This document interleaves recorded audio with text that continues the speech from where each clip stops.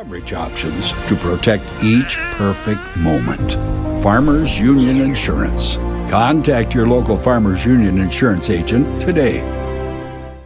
Farmers, be ready this planting season by contacting Yield Advantage for all your seed and planting equipment needs. They carry high-quality products from Precision Planting, Intelligent Ag, Copperhead Ag, Outback Wraps, Ware Parts LLC, Midwest Seed Genetics, and more. Yield Advantage can help your planter from basic service parts to liquid fertilizer setups. All of the latest technology and often significantly less than buying a new planter. Be ready to hit the field by contacting Yield Advantage, 218-517-7878, or online at yield-advantage.com. Do you experience pain, tingling, numbness, freezing, or burning in the hands and feet? Does your balance feel off? Tired of sleepless nights? You may suffer from neuropathy. Dr. Andrea may be able to help. Neuropathy is a serious disease where nerves begin to break down, leading to balance problems and other complications. Our program addresses the causes, not just the symptoms. See if you qualify for our neuropathy program at Hornstein Family Chiropractic. Schedule a consult with Dr. Andrea at Hornstein Family Chiropractic, 701-672-1300. Hornstein Family Chiropractic, where chiropractic care is a family affair. The folks at Tyler Farm Supply understand that farming is hard work, and that's why they only offer durable and reliable short-line farm equipment that you can depend on. Whether you're a small-scale farmer or manage a large operation, they have the tools that you need to get the job done quickly and efficiently. Plus, with their competitive pricing and financing options, Tyler Farm Supply makes it easy for you to get the equipment you need without breaking the bank. Give them a call today, 701-642-8827.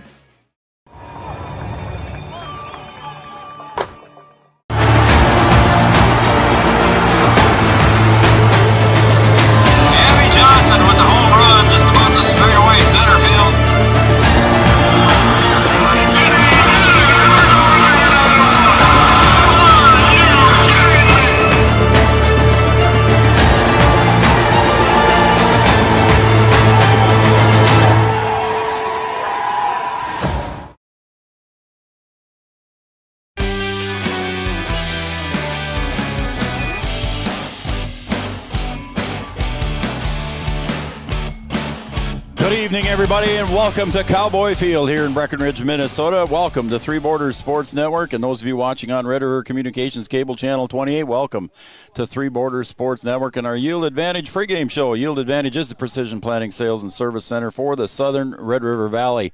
And by the way, this broadcast is brought to you by Red River Communications, internet with a human touch.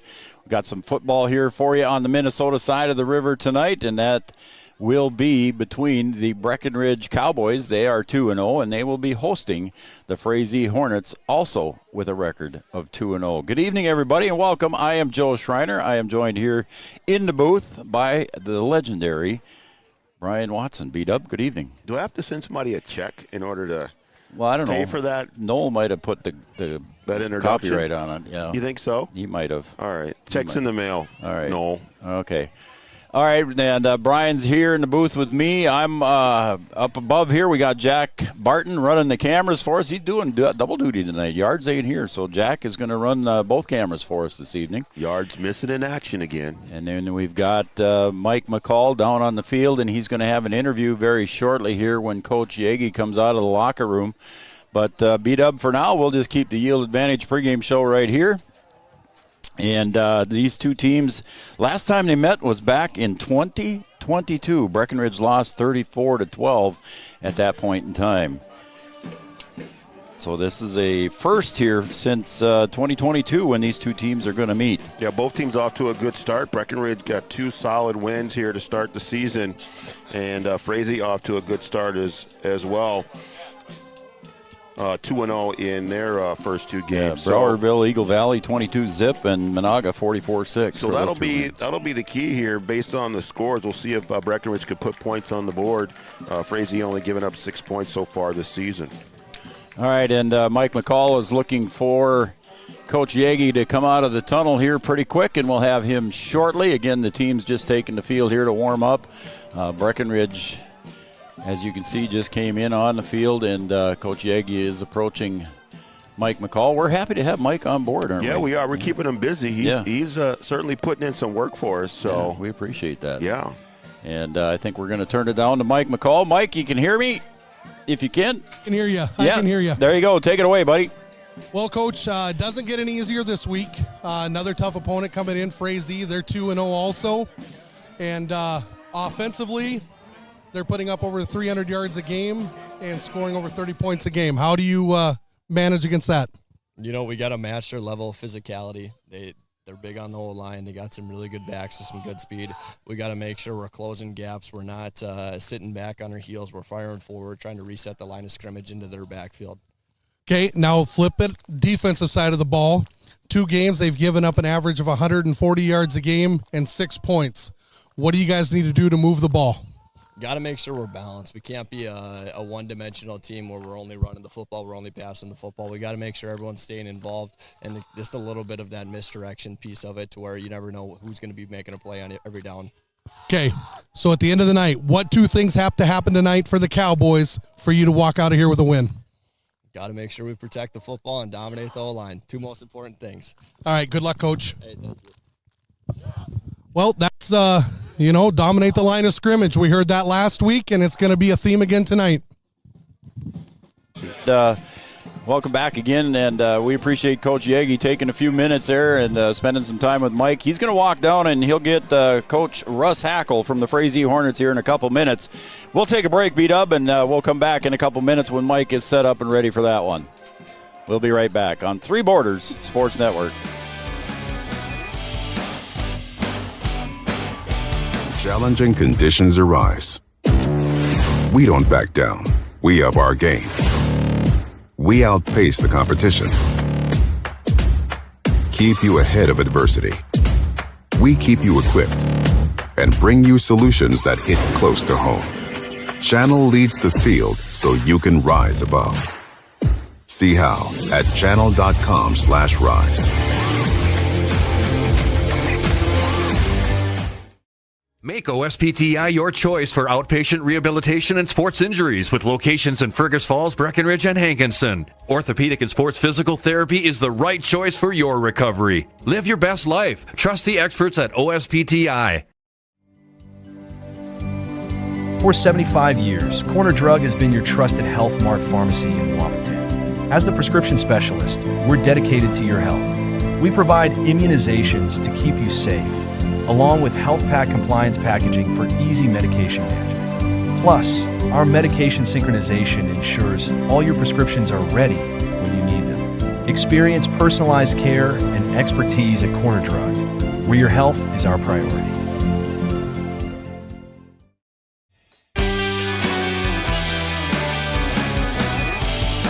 All right, welcome back to Three Borders Sports Network, everybody. And again, this broadcast brought to you by Red River Communications, internet with a human touch. And speaking of human touch, we got Mike McCall down on the sideline right about the 40-yard line with head coach of the Frazee Hornets, Russ Hackle. Go ahead, Coach.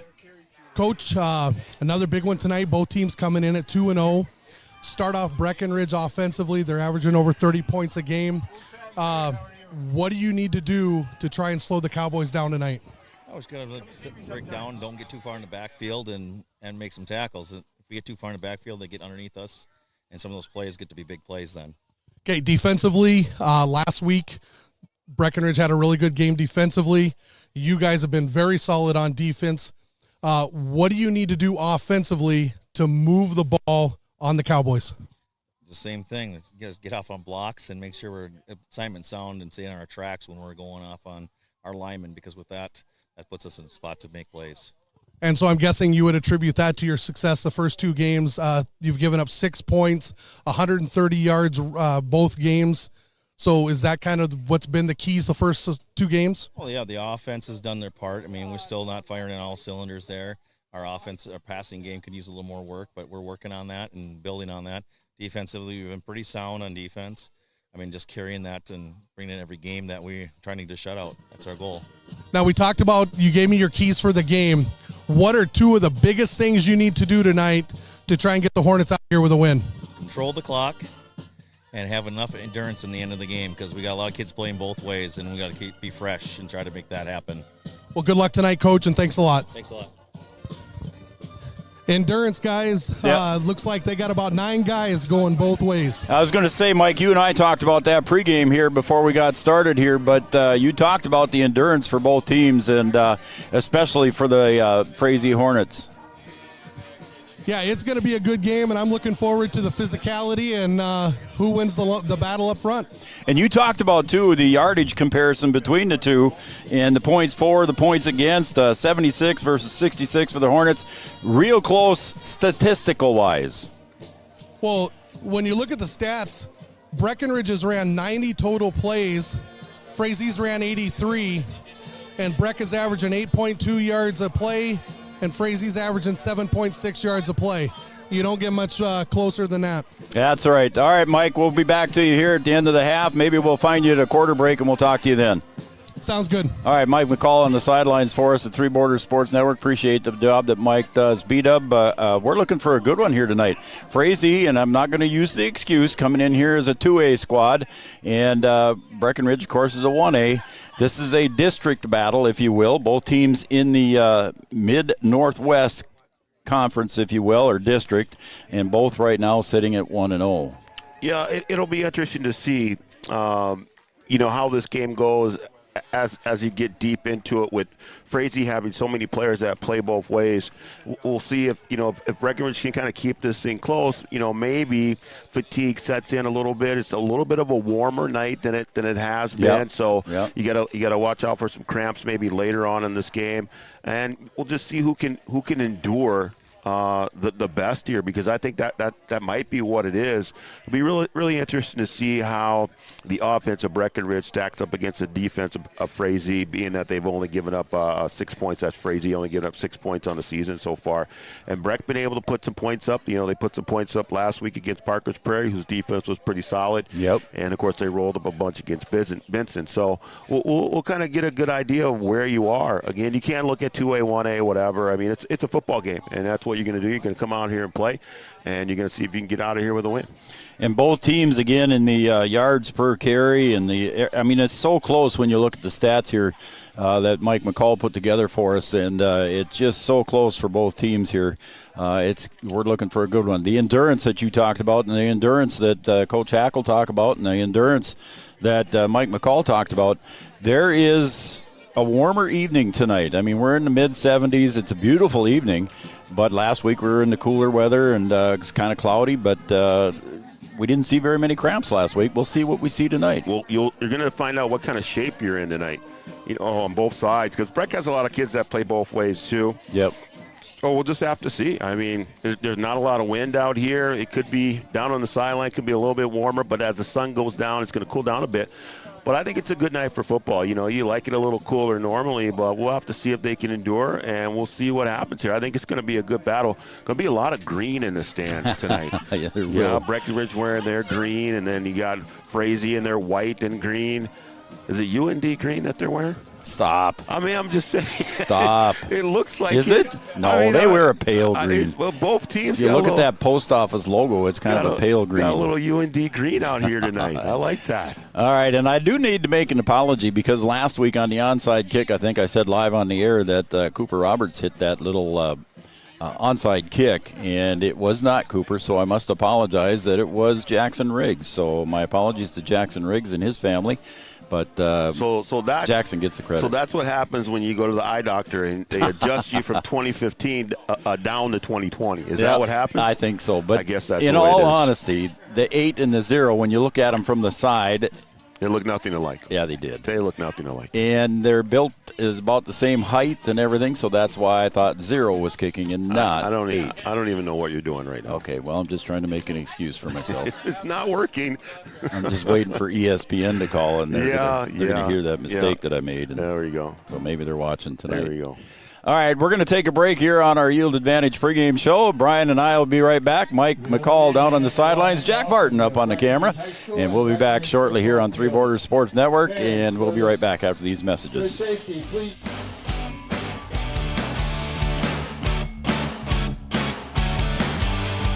is an important safety net for your family, your home, and your business. Carlson Family Insurance Agency is your local auto owner's insurance provider. At Carlson Family Insurance, they work for their clients, not the companies. Customer service and satisfaction is their number one goal. Give Carlson Family Insurance a call for all of your personal, farm, business, and crop insurance needs. 701-672-6002 or at cfiagency.com. Carlson Family Insurance, your auto owner's insurance agent. Superior Builders in Breckenridge specializes in post-frame buildings with 25 years worth of knowledge and experience in the post-frame industry. Licensed and insured, Superior Builders offers pre-engineered commercial buildings, farm shops, hobby buildings, and storage buildings. Superior Builders also offers a 40-year paint warranty and lifetime column warranty. Superior Builders in Breckenridge, building your dream to last. 701-238-7740. That's 701-238-7740. Hey there! So we have 30 seconds to tell you why you should be a member of FCCU. First Community Credit Union is member-owned. But aren't all financials member-owned? Nope, they're not. Many have stockholders that drive decisions. As a credit union, we put our members first. As a matter of fact, that means all the money that we make, cha-ching, gets reinvested back to you, our member owners. So come see why. Life is better with community at First Community Credit Union. Comdell Innovation is now hiring production technicians for a variety of shifts with opportunities to make $20 or more per hour. Work in a clean, climate-controlled facility. Second shift, 4 10-hour days, every weekend off, 3:30 p.m. to 2 a.m., and 4-crew rotation, straight days, 7 a.m. to 7 p.m., or straight nights, 7 p.m. to 7 a.m. Apply in person or online at ComdellInnovation.com. Comdell Innovation of Wahpeton, an employee-owned company. Every business begins with an idea.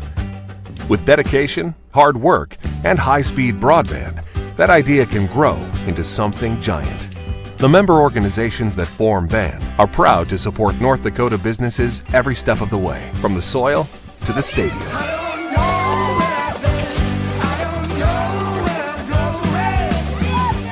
The Broadband Association of North Dakota, helping North Dakotans grow bright ideas into big business.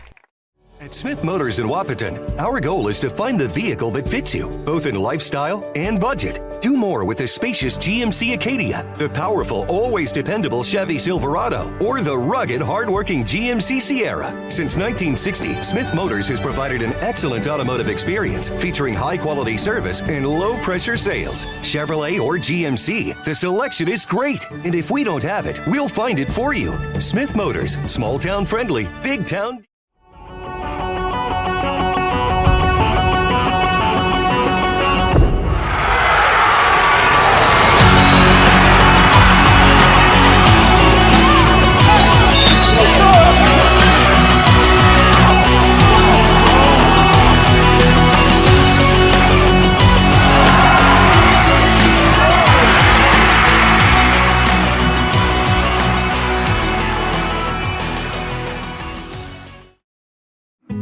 Getting you back to what you love. We are Optimum Rehab. For over a decade, Dr. Tony Eggeman has provided physical therapy services for the people of Wahpeton, Breckenridge, and surrounding communities. We're a small practice that sees our patients as individuals. Through hands-on techniques, our patients have their treatment plans tailored to their exact needs. Sprains, sore muscles, back pain, achy joints, rehab following surgery, you name it. Optimum Rehab is your answer. When you need exceptional physical therapy, you need Optimum Rehab. We know switching banks takes time. But what if we told you that at Bell Bank, we have a team that knows you by name? Worth it. Or real people that answer the phone within 22 seconds. Worth it. A bank that you can trust that will never hit you with sneaky fees? It's so worth it. Switch and see why Bell Bank is worth it. Bell Bank, member FDIC.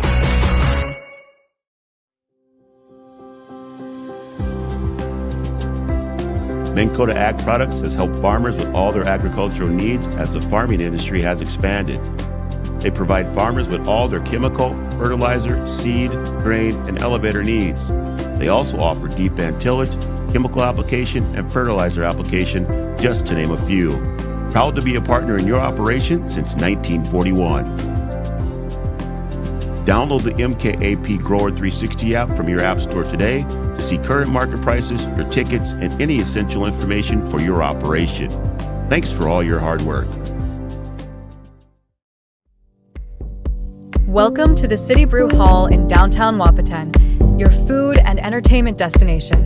Located in the beautifully restored Old City Hall, it's the perfect place to gather with friends and family. Enjoy craft brews, signature cocktails, handmade pizza, and local favorites. Step into the Brewcade, fun for all ages. Play arcade games, interactive darts, and supercharged shuffleboard. Or try your luck with pull tabs, e-tabs, and blackjack across 2 exciting levels of gaming. Don't forget to join our 5 Stars loyalty program and follow us on social media for the latest specials, events, and live entertainment. The City Brew Hall, your food and entertainment destination.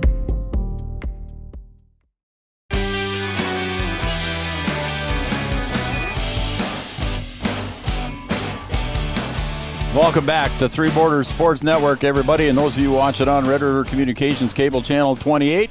That's our own special dedicated cable channel on Red River Communications. Want to thank them, and also they are sponsoring, and this broadcast is brought to you by Red River Communications, Internet with a human touch. Well, B-Dub, we're a couple minutes away here, just a couple minutes left in the Yield Advantage pregame show. Yield Advantage is a precision planning, sales, and service center for the southern Red River Valley, as the Cowboy school song is going on right now. I think that's the Notre Dame March, isn't it? Is that what it is? I don't know. I don't think it is. Well, somebody will let me know, I'm sure. I don't think it is. Okay. I thought it was, but you can see here on your screen that the Cowboys are warming up on the north end of the field. And by the way, if I forget, they did win the coin toss, and they deferred to the second half. So the Cowboys will kick off the Frazee here to open up the half. And that'll be after the introductions, and that'll be after our starting lineups, brought to you by Andrea Hornstein and Hornstein Family Chiropractic. Your journey to wellness awaits you. Your journey begins here at Hornstein Family Chiropractic. Our starting lineups will be brought to you by Andrea and the crew at Hornstein. We got 1 minute to go, B-Dub. We're going to have some more Minnesota football here on Three Borders. Well, there's North Dakota football going on as well. Yeah, the Washington Huskies took the trip up to Devils Lake. Had an early start. Started that game at 6 o'clock, and it is tied at 21 with about a minute to go in the first half. 21-21 up in Devils Lake with a minute to go in the half. How about the Huskies there putting up some points on the board? So good for them. We talked to Coach Gilby, and he was excited for this game. Yeah, I think so. Show. Yeah, I mean, it's a long trip up there, but they put up a few miles here the last couple of weeks. Yeah, so how about that? Way out to Watford and then up to Devils Lake. So they are road warriors. What did he say, 1,300? Yeah, 1,300 miles. They could drive all the way to Austin, Texas if they wanted to in that time frame, I guess. Isn't that something? That's some. Yeah. That's packing some lunches and eating some food on the road. So there you go. All right, we're just about at 000 here, and with that, we're going to hand it over to Art Grocko with the Hornstein Family Chiropractic. Starting lineups coming up right now. Here's Art. Good evening, everyone, and welcome to Breckenridge. We thank you for your attendance and for your support of the student athletes competing tonight. We'd like to extend a warm welcome to players, coaches, and fans from Frazee. Breckenridge High School encourages positive sportsmanship and behavior at all of our activities. Please encourage players and coaches with positive comments and acts. Please respect the decisions of our contest officials. What you say and do during the contest reflects on your team, school, and community. Enjoy the game by being a good sport. The officials for tonight's ball game are Verge Kohler, Brad Helverson, Steve Crom, Brad Strand, and Ivan Hurst. Ladies and gentlemen, at this time, we ask everybody to please rise, remove your cap or hat, face the flag on the northeast corner of the field as we honor America and our veterans, both past and present, with the playing of the national anthem by the Breckenridge High School Band under the direction of Emily Christensen.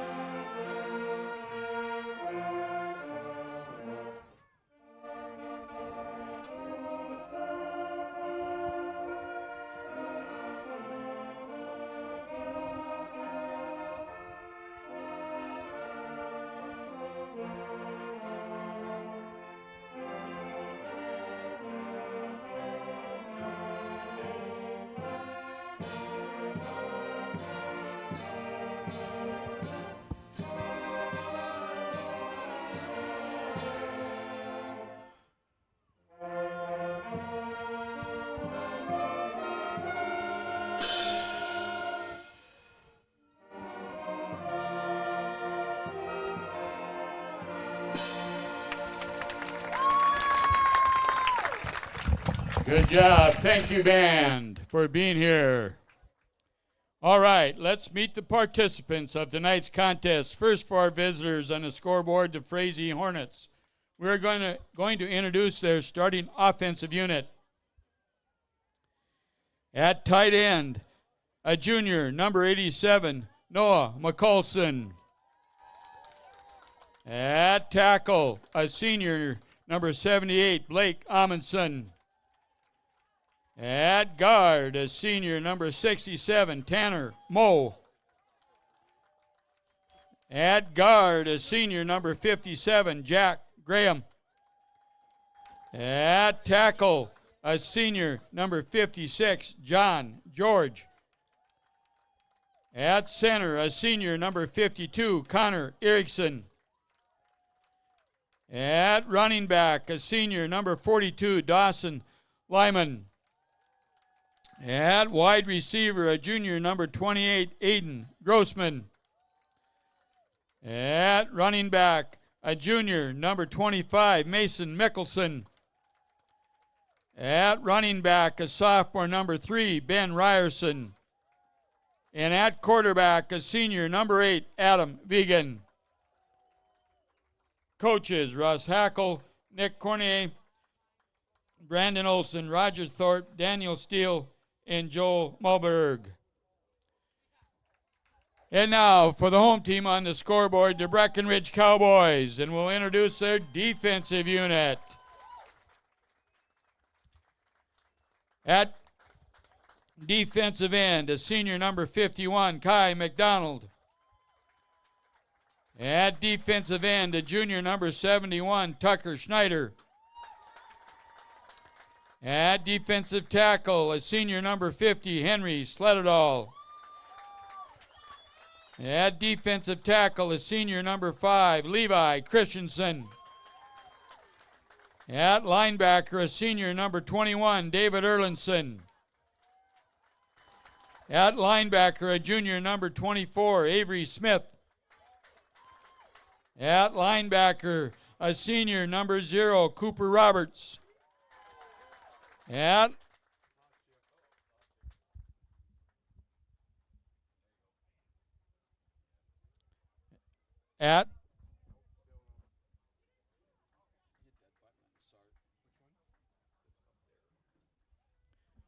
Try it again.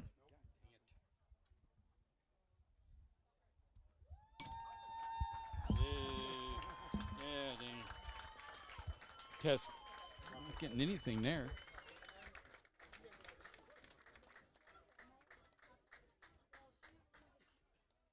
Testing. Well, Art's having some trouble with the microphone here. It's a cordless mic, and they do have a backup corded mic, but he was having trouble with the cordless mic earlier. So there's your starting lineups, brought to you by Hornstein Family Chiropractic. Hornstein Family Chiropractic, your journey to wellness awaits you. Your journey begins here at Hornstein Family Chiropractic. Our opening kickoff will be brought to you by Tyler Farm Supply, your short-line farm equipment dealer, located in beautiful, scenic downtown Tyler, North Dakota. There you go. Not Minnesota. Tyler, North Dakota. Jason, the crew are down there. And, not Texas. No, not Texas either. Yeah. They've been your short-line farm equipment dealer since 1985. How about that? That's 40 years, man. I don't really need to hear that. They were talking about Miami Vice on TV today, on the news or whatever. 40 years. I'm like, that makes me 40 pretty years old. of Miami Vice? Yeah, 40 years ago. That's craziness. How about that? Yeah. Yeah. So it looks like Charlie Eggeman's going to kick it off here for the Cowboys. Play some football. Sorry. Art's got his microphone back. back. He's got his mic back now. Yep. We're looking forward to it here, and your opening kickoff again brought to you by Tyler Farm Supply, your short-line farm equipment dealer since 1985. Contact Jason, the crew down there. Charlie Eggeman set to kick it off for the Cowboys from the 40-yard line.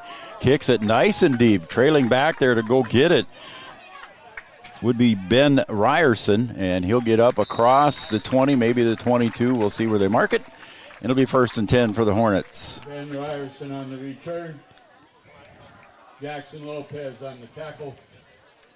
So good start here for the Cowboys defensively, Brian, keeping the Frazee Hornets down deep in their own territory. They'll start out 1st and 10 on the 21-yard line. So we'll see how these two teams stack up here. Breckenridge want to try and take advantage of pinning them deep here, see if you can get them 3 and out here early.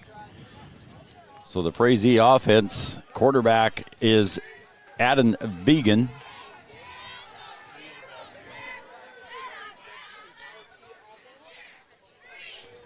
And he'll step up there, full house backfield behind him. 3 straight across.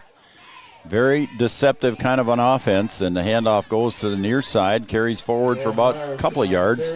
And I'm not going to guess who it is until I see him get up with the ball, and that is Ryerson. You can see they do a really good job of taking their fakes all the way through. Quarterback had it like he had the ball tucked on his hip there, even though he already handed it off. So you got to pay attention to everything that's going on. Mike McCall standing down on the other end of the field there, kind of watching the lines. We'll get a visit with him later on in the quarter. Again, the full house backfield set up behind Vegan at quarterback. He's got one receiver to the left. Gets the snap, and they'll hand it off to the other side and up across the 25 near the 30. It'll be 3rd and short on the carry there Mickelson on the carry. by Mickelson. Levi Christian. I got to remember now, there's a Mickelson and a McCallson. Oh, boy. You got to earn your money tonight, that's for sure. And the tight end is McCallson. He's got 5 receptions on the year, 29 yards, and a touchdown. So I will try to keep them straight for you, folks. There is a Mickelson and a McCallson. M-E-K-A-L, and it is pronounced McCallson. The coach gave us a pronunciation sheet, which was pretty nice. I like that. I do. I like that a lot. That's for All sure. right, 3rd and a short one here for the Frazee Hornets. Ball at the 29.5-yard line.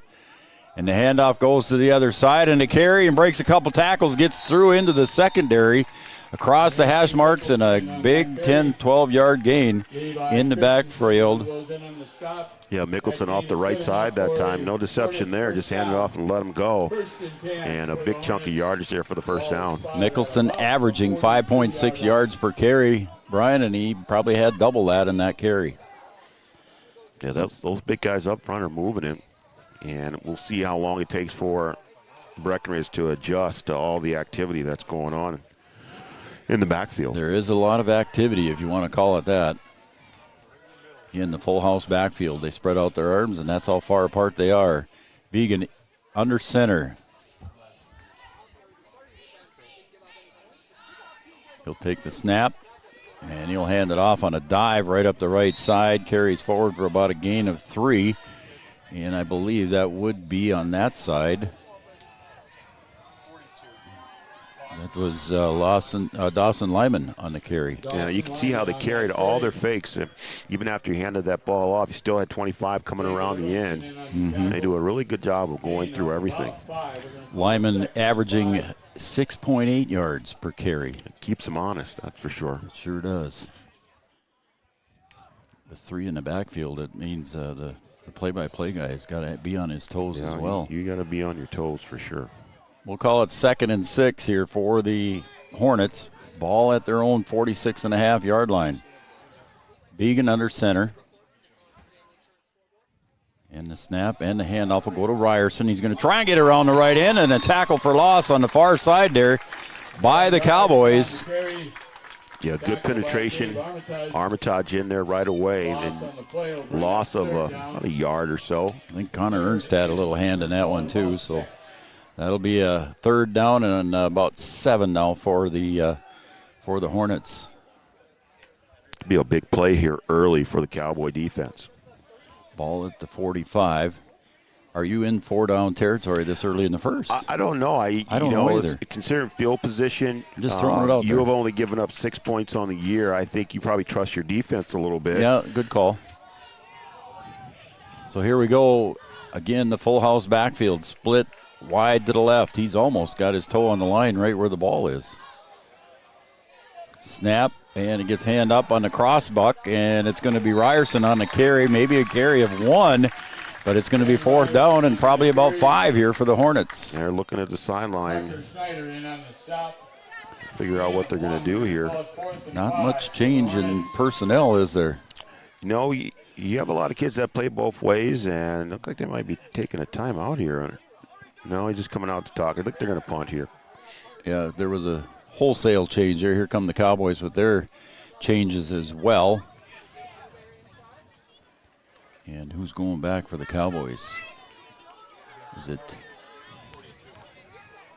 Can't tell the number there. Is it 18? Is that Charlie Krejci? I'm assuming it's Charlie Krejci. He did that last week. So can't see the 8, but I can see the 1. And now we got a whistle there, and somebody, not enough people on the field apparently. Was that what it was? Do we have a timeout, or is it a penalty? Yeah, timeout. I think Frazee only had 10 there, so they're going to punt, and we'll take a break. It's a Carlson Family Insurance timeout. We'll be right back in 30 seconds right here on Three Borders Sports Network.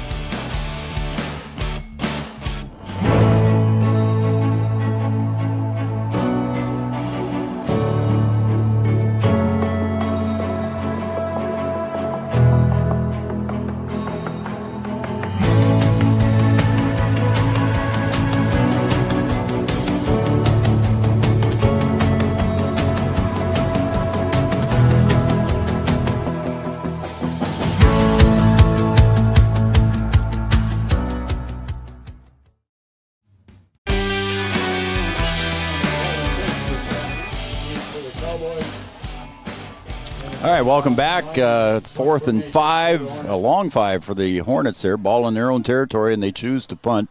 Charlie Krejci goes back for the Cowboys. And I think they only had 10 players on the line there, Brian, for Frazee, so they're going to try and punt. That timeout could come back. Charlie Krejci deep, and the punt comes over to the near side, the near hash, and it bounces in Frazee's favor, but it's going to roll dead at the 32-yard line. And I believe the punt was by Lyman. I think Breck will take that. Yeah, I think position to start. Yeah, from the 45 there, and only about a 20-yard punt. So, I think Frazee didn't want to give a return there. I think you're right. But they wanted to get that a little bit farther down the field. Yep. So we'll see. We'll see what this defense is like here. Only giving up 6 points on the season for Frazee, and a high-powered offense of the Cowboys. Getting a real test here early in the season. I'm going to make the call. I think David Erlindson's got to have a big game for the Cowboys. I think so. And speaking of him, he's going to go off the left side and gets forward, and he's pushing and still pushing. Gets about 5, maybe 6 yards, and it'll be second and a moderate distance here for the Cowboys. Yeah, we'll see how much Breckenridge mixes in the pass. First couple games, they really didn't put in the air a lot. And we probably put it in the air a little bit more than we thought against Parker's Prairie, but it was all good timing. And they get a good job mixing on the short pass, screen pass, and then they had a chance to go deep at the big play to Cooper Roberts in that game as well. Erlinson averaging 9.7 yards per carry here coming into tonight's game. Got 6 on that one. 2nd and 4 in motion, and the handoff goes to the motion. And that's Armitage, and he'll get it up across the 45 for first down on the carry for Gabe Armitage. And the Cowboys pick up their first down. And so far, advantage offense. Advantage offense for the Cowboys. Riley Kappas, I didn't mention his name in there yet. Let's put the Studio 22 Design shout-out line phone number up there, Brian. Studio 22 Designs, women's boutique clothing, gifts, and custom shirts. Open late on Wednesday nights till 8 p.m. Shoot us a text, 701-640-2619. Numbers on the screen. Don't call me. Shoot me a text if you can, and we'll give you the name and who you're cheering for when we get a few minutes. That pass is completed to Roberts in the flat there, and it's a completion of a moderate 4 yards, so it'll be second and 6. Yeah, just a little 5-yard stop, see what you can get on after the catch, and not much there, as Frazee does a good job of shutting it down once he caught the ball. Yeah, I'd say second and long 6. I agree with Art. I thought they were going to mark it up closer to the 50, but it's closer. It's right on the 49, I guess. Cooper Roberts split out wide this side. The other side goes Charlie Krejci. In the backfield with Riley Kappas is David Erlinson, and there's a switch there. And again, handoff goes over to Armitage, and he's going to grit around the end, and he's going to get close to a first down. and gets up. I believe they will mark it for a first down. That's the same play that they picked up big yardage there. First down. That's a second first down for the Cowboys. So the Cowboys moving the ball into Hornet territory. Nice carry again by Armitage. I think it was Mason Mickelson over there on the tackle for the Hornets. Thank you. 4.5 minutes to go here in quarter number 1.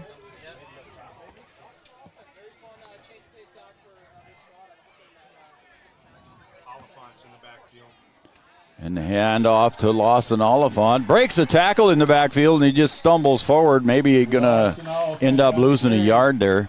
But defensively there for the Frazee defense was Connor Erickson. Yeah, lost a yard. Fortunate just to leave it at a yard for the loss. He was hit deep in the backfield there. Yep. Kind of lost his footing once he got out of the tackle and just couldn't stay upright. Speaking of Connor Erickson, 15 total tackles on the season so far and 1 sack for the Frazee Hornets. So we're going to call it maybe he lost 2 yards there. It looks like 2nd and 12 from the 45. Erlinson back in the game here. Cooper Roberts split out wide to this near side. Snap to Riley. He looks across the middle to Levi, and it's complete. Levi across the 30, down to about the 27 or 28-yard line. First down, Cowboys. Yeah, great play action there. They took the fake, and Christensen wide open right over the middle before Hunter Malone brought him down and picked up another first down. That was a nice play by the Cowboys there, and that's somebody you forget about is Levi Christensen, and he came open in that right across the middle toss, and we got another timeout here already for Frazee Hornets, Brian. And you want to take a break, or we'll keep it here? We'll keep it here. And this is a Carlson Family Insurance timeout. Carlson Family Insurance, located on 2nd Avenue in downtown Wapaton. Carlson Family Insurance works for the customers, not the companies.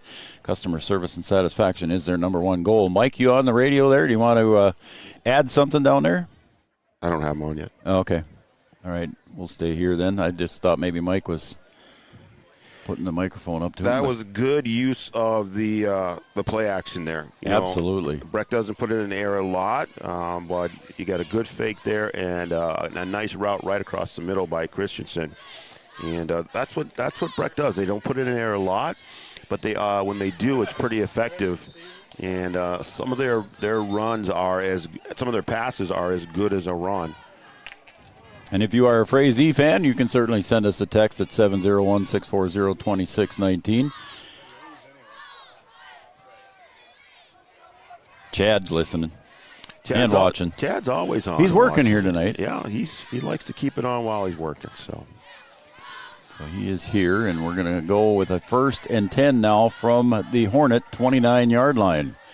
Cowboys moving the ball here with 3 first downs right away here in the first quarter. Snap goes a little high. Kappas will keep it himself. He'll bounce across the 25, inside the 25, down to the 24.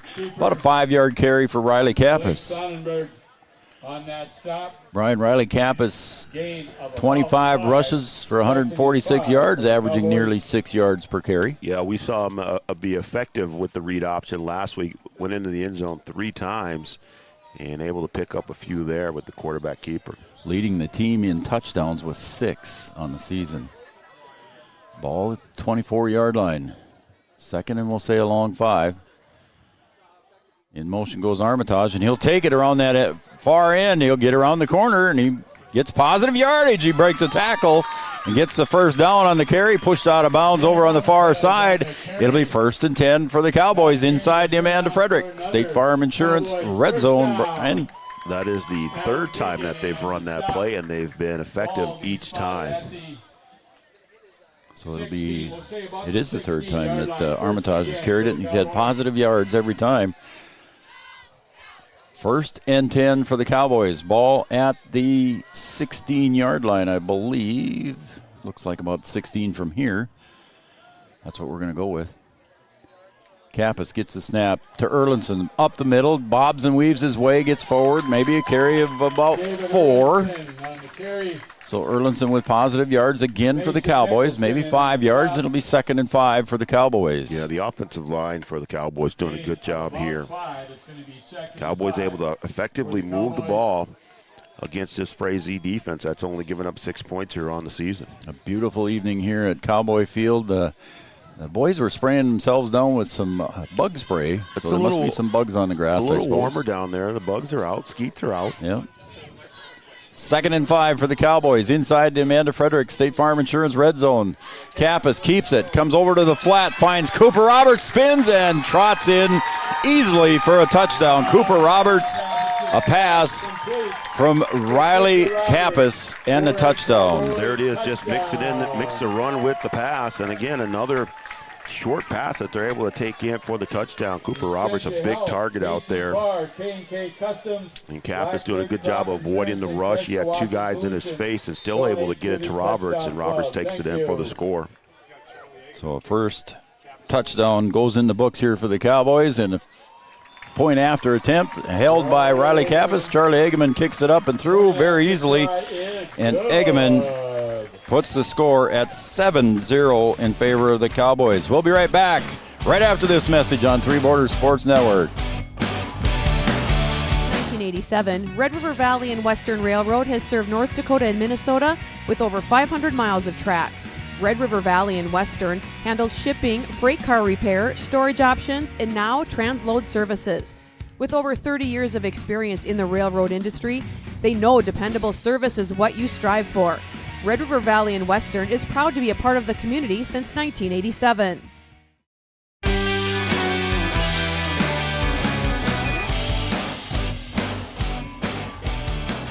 Welcome back to Cowboy Field, everybody. Cowboys score their first touchdown of the evening here and lead 7-0. And I just got a quick shout out here. Aiden Grossman from his mom watching at home in Vergas. So thanks for broadcasting, she said, and you are very welcome, and we're very happy to have you aboard on Three Borders Sports Network. We appreciate the Hornets fans tuning in. Yeah, absolutely. Aiden Grossman's mom from Vergas, Minnesota. Beautiful scenic downtown Vergas. Kind of like Tyler. Different state. Charlie Eggeman about ready to kick. And he will, and it goes down into about the 5-yard line. Ryerson picks it up there. He's going to come over to the near hash. A couple of Cowboys meet him there. Lawson Oliphant grabs him by the shirt. And also down there for the Cowboys finishing the tackle was Jackson Lopez. I forgot his number. Lopez and Oliphant in on that tackle. Yeah. At about the 22-yard line. So the Cowboys again kind of pin them back there a little bit in their own territory on that kick by Eggeman, and see what the Hornets do this time. They only got about 20 yards of offense in their first possession, Brian, and they're looking to do some more here in this second possession here with 1:51 to go. So far it's been the Breckenridge defense that's been pretty stout. Yeah, full house defense here for Frazee. Spin and the handoff goes to the other side, but there is Henry Sledadall with the tackle, and that will be, I believe, a loss for Mickelson. Yes, Sledadall's been a big wrecking crew by himself up front. Yep. And doing a good job of blowing that play up right away. For sure. So it's going to be second and they're going to say no gain on the play, no loss on the play. So 2nd and 10. How long before the Hornets put the ball in the air? They'll play action themselves. Yeah. Their quarterback, Aiden Vegan, has, where's his passing yards here? I've got him down for 14 of 160, 11.4 per pass. So that's a big chunk. And he'll hand it off, and he's going to do the bootleg out to the right side. But the Cowboys read it well in the backfield. David Erlinson with a loss. Yeah, how about that? That can be a tough play, especially with all the action that's going on. And Erlinson doing a good job of reading that and dropping him for a loss. Loss of about 3 yards, so it'll be 3rd and 13 here with about 35 seconds to go. I think the Hornets will have to snap one more time here before the end of the quarter. And this might be the point, Brian, where you see a little screen pass or something out to the near flat, maybe a safety pass. You don't want to turn it over deep in their own territory. You know, if you're going to put it in the air, it's going to be something that's short, that's as good as a a run. Yep. Grossman split out to this side, and he's going to go to the other side on a screen, and it's completed to the other side, and he's going to be running a long time here as giving chase is Charlie Krejcia and gets him at about the 20, inside the 20-yard line at about the 16. There it is. That was that screen pass. Yeah, I wonder how long it's going to be before they put it in the air. Do a good job of running the screenplay. Can't execute it any better than that, Joe. And that's going to be the end of the quarter. We'll take a break, and we'll come back with Mike McCall here on the sideline for a report from him when we come back after this break. 7-0 favorite. Powerful and playful. Delicate and precise. Bold and carefree. It's the way you move, and it moves us. To deliver care for your whole family. To provide options beyond the expected. To help you leave pain in the past and find your way forward. Orthopedics and sports medicine at Sanford Health. Health lives here. No matter what. All right, welcome back to Cowboy Field and Three Borders Sports Network. We're going to take it down to Mike McCall. Mike, what are you seeing down there? The Cowboys were doing a good job defensively, except that little screen pass on the opposite side caught them off guard a little bit. Well, right now, quarter number one, you say the offensive line, that goes to Breckenridge, and defensive line to Breckenridge. Just caught him in a perfect play there. Breckenridge is getting a lot of penetration up front, which is causing some problems, and they made the perfect play call there. So see if Breckenridge can make a stand here. What are you hearing from the players, just as far as attitudes, everything going okay down there from the teams? No bickering. Oh, we're going back here to the other end of the field. What happened there? Did I miss a flag? No, we're switching ends. Switching ends. Oh, God, I thought there was a flag. God, it's like, what? Yeah, my bad. He's new. Yeah, I'm new. I haven't done this before, so. No, looking forward to it. It's going to be a good second quarter here. We'll see what happens. All right. Thank you very much, Mike. I'm sorry about that confusion on my end there. I gave Tavio a heart attack. He brought me a chair. He thought I was having one. I forgot they switched ends of the field here at the quarter break, so back down to this end of the field we go. All right, to start the second quarter. Jack Barton up on the camera doing a fine job up there. Appreciate Jack's job. Don't laugh at me now. I'm old. I think it's funny. Well, I try to be. Yeah, I know. Try to have fun with the folks, with the fans. Again, we're inside the Amanda Frederick State Farm Insurance red zone. The Hornets 1st and 10 from their own 15, or from the Cowboy 15. And the handoff goes straight up the middle, and a carry goes up there. Is that Ryerson on the carry?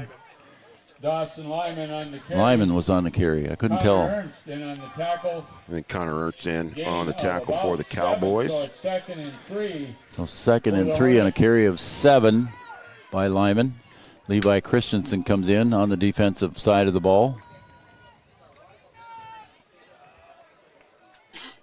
Also in there will be Tucker Snyder. It's going to be important here if the Cowboys can hold here. That would be huge for them after giving up the big play on the screen just before the end of the first quarter. Yeah. Henry sledded all in on the defensive line as well. It'll be 2nd and 3 here inside the red zone. Snap. Again, the handoff goes back up the middle, and I don't know if they got any. David Erlinson there on the side, and Lyman on the carry again. I tell you, you really have to watch the football. Man. You know, we talked to Coach Gilbertson on the Coaches Show, and we talked about playing against teams that do this, because Whopper was a team that kind of did this as well. He said a lot of times when you're going to face a team that has all this action and fakes here and there, you practice without the football. Yep. How about that? That's just practicing without the football, yep. Grossman comes in with the play, and he will split out wide to the left. Again, the full house backfield. Ryerson on the near side. And this time they hand it off. And it's a first down inside the 5-yard line on that carry by Mickelson. And Frazee getting what they wanted there, get that first down. Fresh set of downs. Now you got 4 chances to bust this thing into the end zone. Again, the big play on this drive here for the Hornets is that big screen pass. I was looking over here in the flat, Brian, on the near side to us on that screen pass, and it went the other way. Yeah, they ran it perfect. They let everybody come in, and they had the wall set up. And they pick up a a bunch of yards. I don't know who it was. That's called flipping the field. It was. Well, that's how I got confused, too. It was the end of the quarter. That's called flipping the field. Oh, man. In the backfield, straight behind Vegan is Lyman, and the handoff goes to Ryerson. And Ryerson gets tackled, stopped there, maybe a short gain. Henry Sledodall. Snyder in on the tackle. Henry Sledodall had a piece of it. Got to watch the bootleg down here. Look like there's any gain on the play, so it's second down and goal now here. See if the Cowboys can hold defensively. Armitage checks in here for Riley Kappas.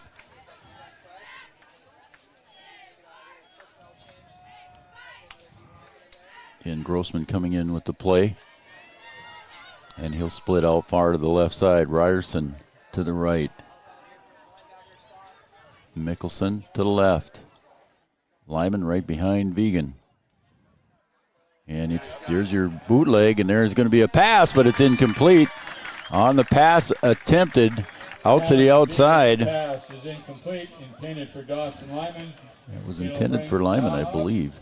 I mean, they had it. It had to be kind of a perfect pass. It was a little bit off, and Lyman had to kind of turn to try and catch that thing.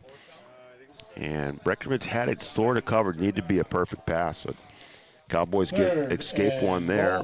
Cowboys doing a good job on the run here on this last 15 yards to the end zone here. But you can tighten it up here a little bit, Brian, down this short. You don't have as much area to defend. Yeah, not a lot of room behind you.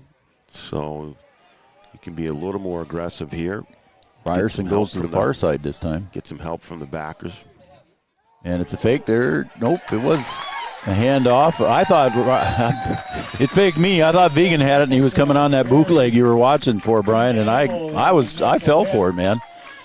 And it'll be fourth down and goal to go from about the 3-yard line. Maybe the 4 now. They might have moved it back a little bit. Yeah, they gave it to Mickelson that time, and Cowboys do a good job of sniffing it out. And now a big third down play here. Fourth down, sorry. Yep. You're new. Well, I'm looking at the board. The board still says third down. Oh, did it? Yeah, it does. Yeah, it is fourth down, though. The marker says 4.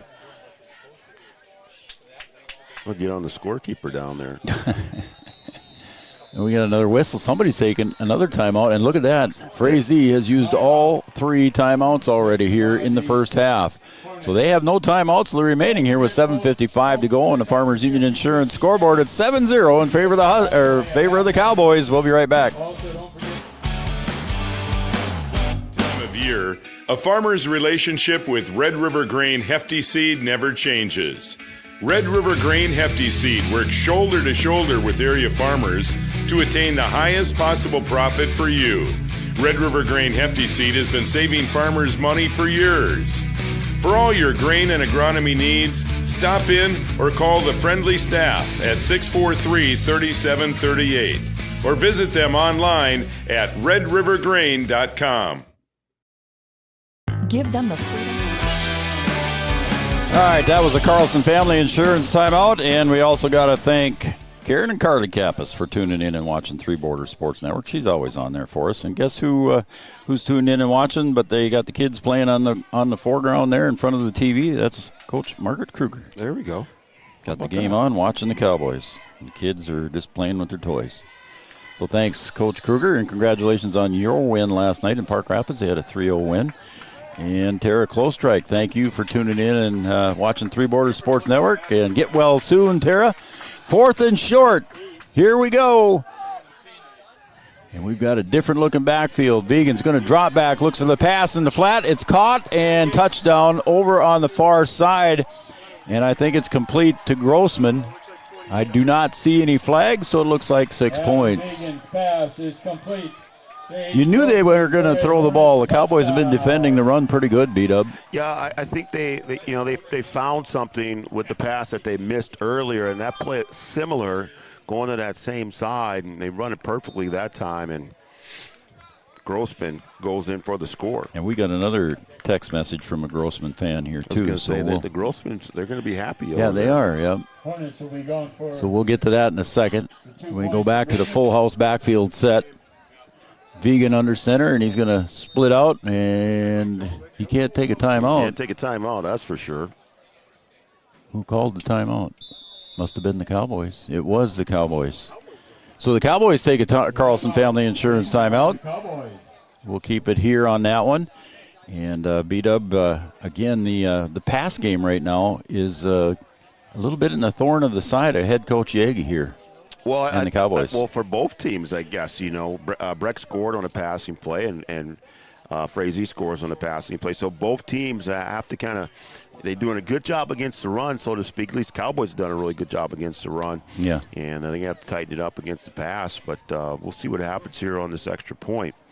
And somebody says, don't call me either. I'm not going to answer. So this is a text message. Remember I said don't call me? Yeah. So the text message reads, don't call me either. I'm cheering on the Cowboys. And my favorite, number 13, Connor Ernst. Oh, man. So Angie Ernst Hoffman, thank you very much for tuning in and watching. Everybody wants to get in on the comedy. I love comedy. Margot Bloffus is at home watching the Cowboys. Thank you, Margot. Appreciate it. And here's Auntie Aaron. Go Aiden Grossman. Thanks for broadcasting, and we appreciate you as well. So there's another Grossman fan. Let's see. Oh, look at here. Grandma Joe, Aiden's grandma, is watching. Aiden's got some fans. How about that? And he just scored a touchdown, That's right. too. He's making them happy. And now we got a little bit of a different set here for the 2-point attempt. See if they throw the ball again. Nope, it's a little pitch. It is counted as a pass, though, but there is a tackle, and that will not be a successful attempt for the Grossman again. And the Cowboys do a good job against the run there. Point after conversion is no good. So that's going to make the score 7-6. The Cowboys hanging on to a 1-point lead. We're going to take a break, and we'll be right back here from Three Borders Sports Network in Cowboy Field. With the peace of mind of security and safety. Let me do my thing. So get ready, get up, get ready, yeah. America's Best Checking for students from Bell Bank makes it easy to let them do their thing. It's what it's all about. Visit www.bell.bank/student-checking to learn more. Or stop into a branch near you to open an account today. Let me do my thing. Bell Bank, member FDIC.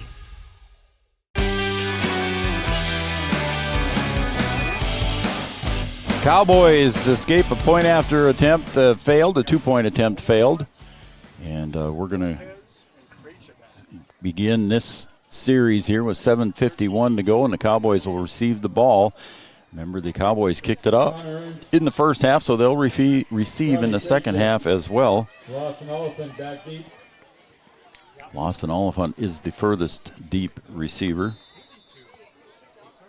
Joey Lopez here on the near side, and they're going to kick it to the opposite side, and I believe that is Krejci over there. He gets up the far sideline, and he'll get tackled at about the 35-yard line. Connor Erickson kicking off. So it'll be 1st and 10 for the Cowboys at their own 34-yard line. I got a couple more shout-outs here. I think we got all kinds of Grossman fans tonight.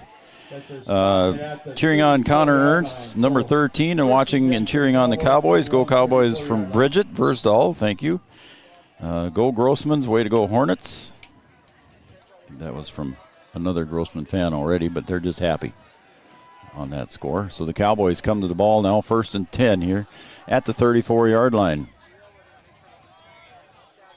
Kappas takes it, and he'll get it out into the flat on the Cooper Roberts screen in the flat, but Cooper is tackled right away there by Lyman. Yeah, they give him a good cushion over there, but they do a good job of closing while the ball's in the air. So are you thinking that Cooper should fake that and go deep? Well, I don't know. I mean, I think you get what you want out of it. You get 3 yards out of that. You do that 3 times, you got 1st down. Yeah, true. So, we'll see how they use it. A lot of the Take passes by Breck are as good as a run. 2nd, and we'll say a long 6 or a short 7. Kappas in the backfield. Alongside him is Erlinson.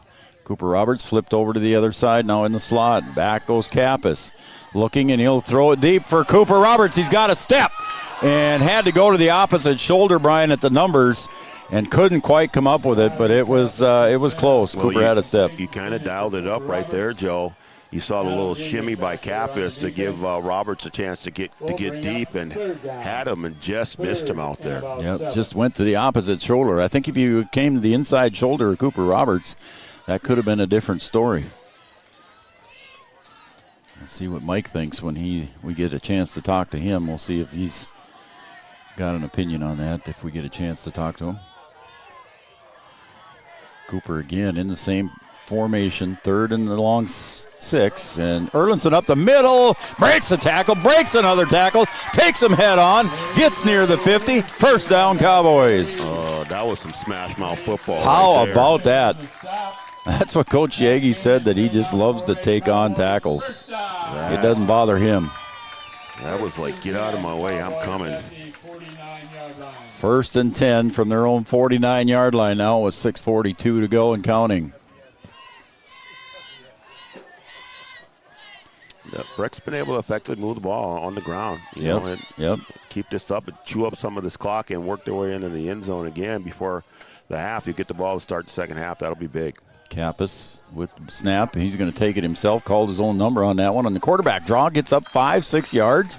Positive yards for Riley Kappas. Yeah, just kind of dancing his way through the line there. And I think Mickelson was in there on the tackle. Steph Byer, keep it going, Cowboys. Thanks, Steph Byer, for texting in and on the Studio 22 Design shout-out line. I think I got everybody so far. Jeannie's watching, of course.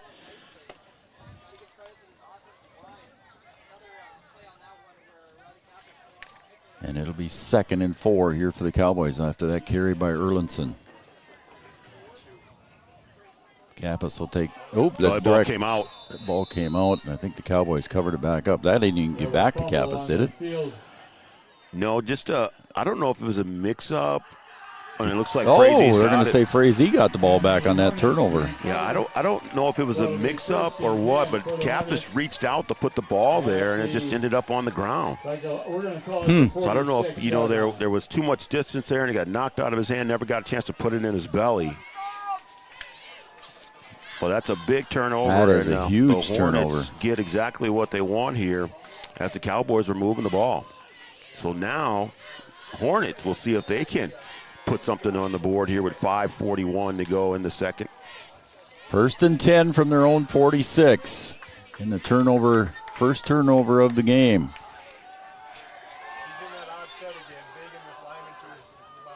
He's got 2 split receivers this time. And he'll drop back, and he's looking over to the near side. A little spiral going up in the air, and it's caught on the near side. And Sanchez pushes the receiver out of bounds. Yeah, he got him on the stop and go there, Joe. And that's our buddy Grossman again. Yeah.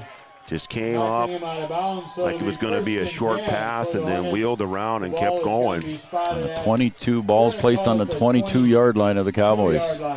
And they do a good job of executing that one as Vegan put that one on the money. That was a beautiful spiral, man. It was a rainbow shot, and the timing was there, and Sanchez was about a step late.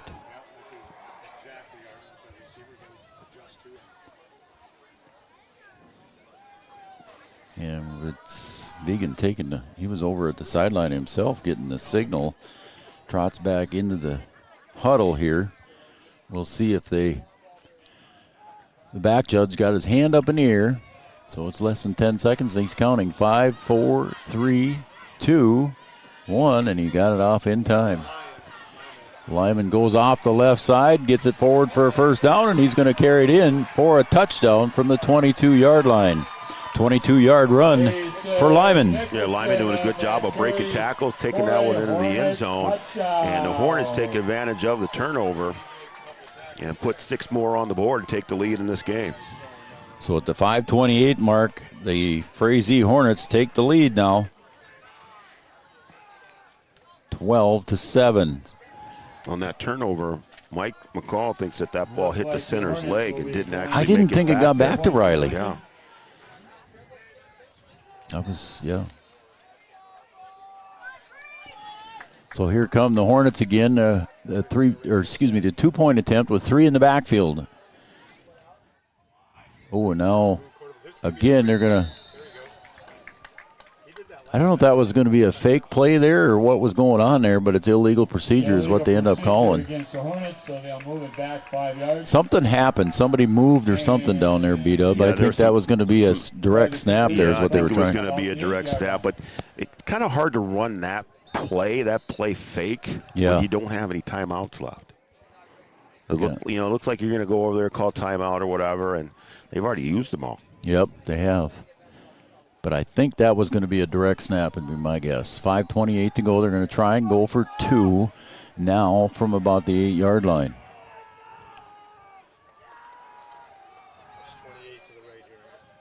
In Lyman again. He's going to throw it, and it's just off the outstretched arms of their tight end that we talked about at the beginning of the game, Noah McCallson. And it's incomplete, just over his outstretched hand. So it's a 12-7 game here at Cowboy Field. Cowboys will get the kickoff when we come back on Three Borders Sports Network. Wahpeton Deli and Eatery, serving delicious deli staples paired with great service and friendly staff. They use the best ingredients and provide a great atmosphere.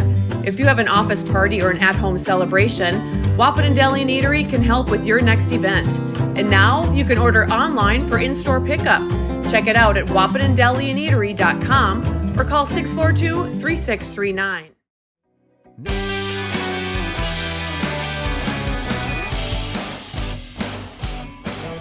Welcome back to Three Borders Sports Network, everybody. I'm Joe Schreiner. He's Brian Watson. Are we going down to Mike? We can, yeah. He's on. Mike, you there? What did you see on that fumble there? Or maybe not a fumble, a missed handoff, or what was it? No, it looked like it didn't even get looked like it hit the center's leg and dropped down. I don't even think it got past the center. I think I agree with you. I didn't see Kappas touch the ball there. So and that then, was something to watch on that touchdown run that they had down here. It looked like, I don't know if Breck's alignment was off. It looked like they were overloaded to that side and they were outnumbered. So we'll have to keep an eye on that. All right, sir. Thanks. Mike McCall reporting from the sidelines for Three Borders Sports Network. 5.5 to go here. Cowboys on a little pooch kick. And it's going to drop and covering it up smartly at the 37-yard line there. I believe that was covered up by Connor Ernst, I think. Frazee trying to find a little open hole there. Little chicanery there, trying to get the ball back here. They scored pretty quick there. 47-yard line. Yeah, they scored their last touchdown at the 7:51 mark, and at 5:28 they recorded their second touchdown. But good thing for the Cowboys right now, they've kept them out of the PAT scoring. They have, so we'll have to see if Breckenridge can get back to what they're doing. They've Look been at the able room Cooper's got. Been able to move the football. And again, a throw across the middle to Levi, and he'll spin forward for a first down.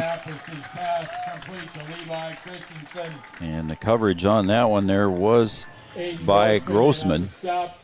If Breck can continue to pick up yards through the air, that's just going to open up the ground game even more. Yeah, did you see that the defender was way off on Cooper Roberts in the slot here on the near side right in front of us.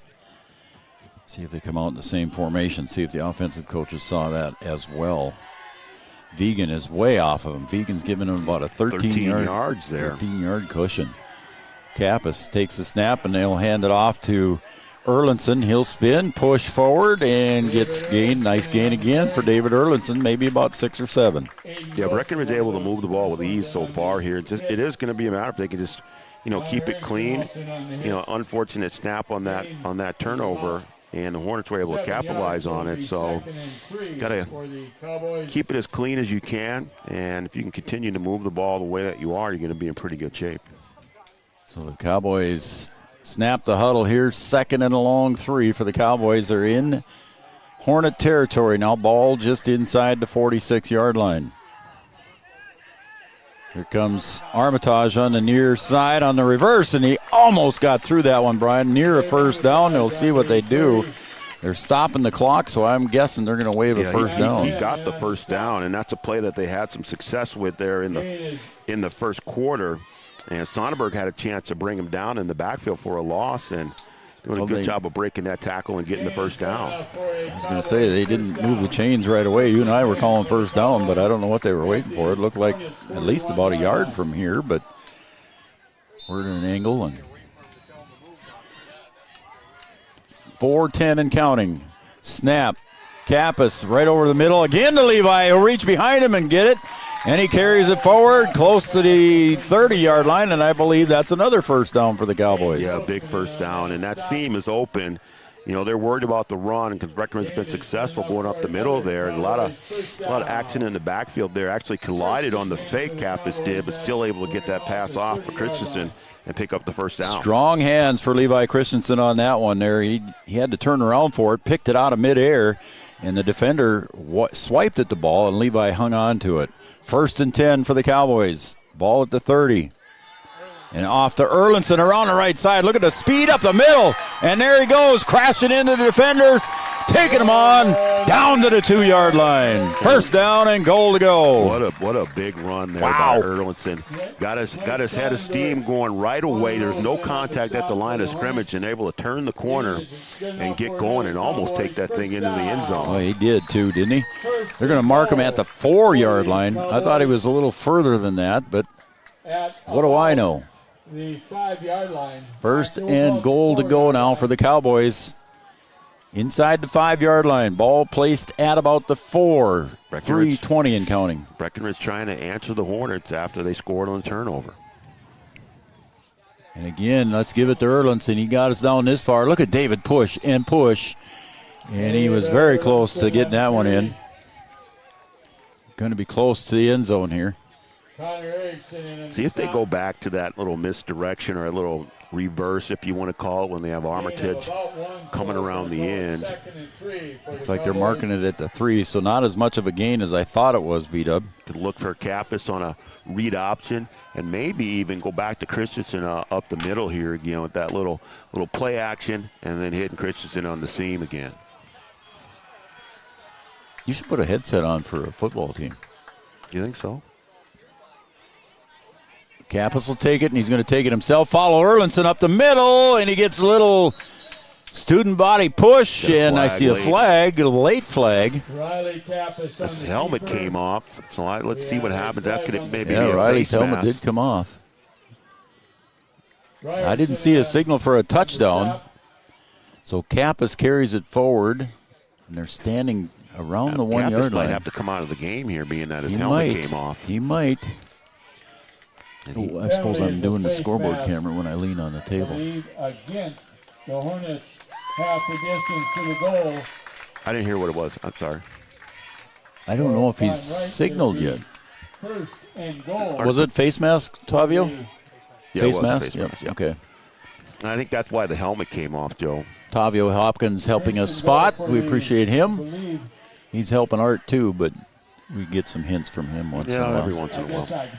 So now it's going to be second down. It didn't go to first. Kappas is able to stay in the game. Snap again to Erlinson.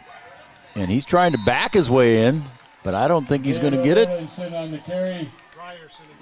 Ryerson on the tackle there. And let's see if they put it in the air here. Or if you do go a read option or just a straight keeper. So we got Charlie Eggman that can kick field goals. I mean, I wouldn't mind making use of Cooper Roberts and some of his basketball ability. Yes. He's got a bit of a size advantage out there. He's got a little bit of a cushion, too, as well. See what he gets. Kappas, and he'll hand it off to Armitage. Wide open, strolls in with a hand basket for the touchdown at the 1:31 mark. They've had a lot of success with that play, and then they're able to use it down there on the goal line to take that in for the touchdown. How come we didn't think of that one? I did say that. Yeah, you did. Now my pen quit working.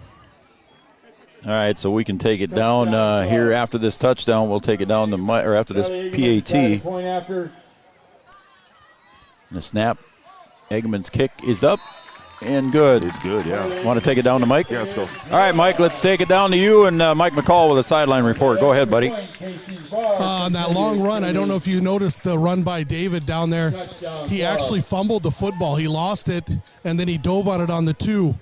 And new rule this year, if you fumble the ball and the team recovers it, it goes back to where it was fumbled. Well, there you go. There's a sideline report that we couldn't see from up here. Thank you very much, Mike. And on that little goal line run there by Armitage, he was wide open, so they sealed off the blocking well on the line to make it wide open for him. Oh, they've been doing a great job on that, getting the seal on the outside. And for the first half of the quarter there, Frazee had widened out a little bit. Now they're sucking back in because they're getting the runs up the middle, and they're able to hook it. All right, there you go. Mike McCall on the sideline report. It's 14-12 here with a minute and a half to go. The Cowboys now, Charlie Eggman lining it up to kick it off. We appreciate Mike's report. A little bit of a holy roller, Dave Casper. Yeah? Come on now. Wasn't it? Well, you and I remember Dave Casper. Yeah, I know, but that's where that came from. I don't know if our fans do. Yeah? I don't know about that. That's the holy roller. Chase, Gunny, Camden, they're cheering on the Cowboys out in Bismarck, North Dakota. So Chase, Gunny, and Camden, thank you guys for texting in out there. And my son Evan just texted in, and he said, I said, Erlinson lost the ball. Evan saw it at home, and I didn't. It's hard for us to see from where we are. Yep. I mean, you but can see Mike a lot McCall on the camera, but hey. Mike McCall and Evan were watching it spot on. We got Mike down there, eagle eye. Former Cowboy, current Frazee teacher Dave Konzemius in my 24th year here watching, and it should be a good game for everybody. So thank you, Dave Konzemius. And I lost the ball, to be honest with you. And there goes Ryerson out the outside, and he gets tackled in Cowboy territory, Brian, and it's going to be 1st and 10 for the Hornets here with a minute 24 to go in Cowboy territory. Well, the Hornets going to try and answer the call here and see if they got. Oh, there's a little bit of laundry on the field. Oh, yeah, there is, and it looks like it's against the Hornets. So we'll be coming back with that one. I didn't see what the call was. Was it hold? A block in the back. Block in the back called against the Hornets. They say you could call that on almost every kickoff. I believe that, huh? Well, that's what they say. I don't know who they is. Leah says, come on, defense. There you go. I think we got everybody again. I think we're caught up here. So we're marking it off, and now what looked like a tough position here for the Cowboys is now a tough position for the Hornets. You got a minute 24 to go here. Let's see what the Hornets decide to do. And the ball is at the 16-yard line of the Hornets. Just a 2-point game here. You can be conservative, and if you are able to break something off, and then you can kind of start to go after it if you want to. Vegan, he's got 2 receivers, one to the left, one to the right, and he'll hand it off. Goes up the middle, spinning forward, and again the Hornets out of timeouts, gain of about 8 there on that carry by Mickelson. You know, Breckenridge's got to be careful. You don't want to give up the big play right No, before you don't want to do that. Again, no timeouts. The clock will stop either out of bounds or incomplete pass or first down for a few seconds. Could we see that screen pass again? Yeah, we could. It could develop into something. Hornets in no hurry, though. Yeah, not really. Like I said, you can be conservative here. Just a 2-point ball game. But if you can break something off here, you'll certainly take it. So this time the Hornets have got 3 receivers split. All 3 now on the right side with the man in motion. Vegan drops back. Pass to the near side. It's going to be close to the out of bounds, but it's caught by Ryerson at the 47-yard line. So the clock will stop, move the chains with 29.7 seconds to go. Joe, that was just executed perfectly. Yeah, it was, wasn't it? Ryerson running a great route, and Vegan put it right on the money. And Ryerson with the good hands able to bring that in and get out of bounds. Still had the first down, but get out of bounds, stop the clock. And with 29 seconds, you might see another shot here. Yep. Cowboys defense in this game so far, in this half, a little susceptible to the pass. Vegan under center. See what he does. He's going to drop back, fake the handoff, a little play action, out to the flat on the right side. 2 Cowboys there. And I think the miscommunication, well, I shouldn't say miscommunication. Riley Kappas was there, and I believe Charlie Krejci. You know, sometimes kind of hard to see when you have a helmet on what's around you. Yep. And I don't think they both knew they were there. And that's what the Hornets did not want. They did not want to turn it over there. But we'll see if stop the clock. It did stop the clock. We'll see if they go to the air again and go with something a little safer instead of cross the middle into 2 defenders and go back to try and use the sideline again. So it's going to be third down. No, second down. It says third on the, I think it's second down. It says third on the scoreboard. Yeah, the marker says second. So the sideline marker says 2nd down and 10. Yeah, they just got it. This is their second try here. Again, a little misdirection. Play action and hit there just as he passes. And this time with the pickoff is Aiden Sanchez.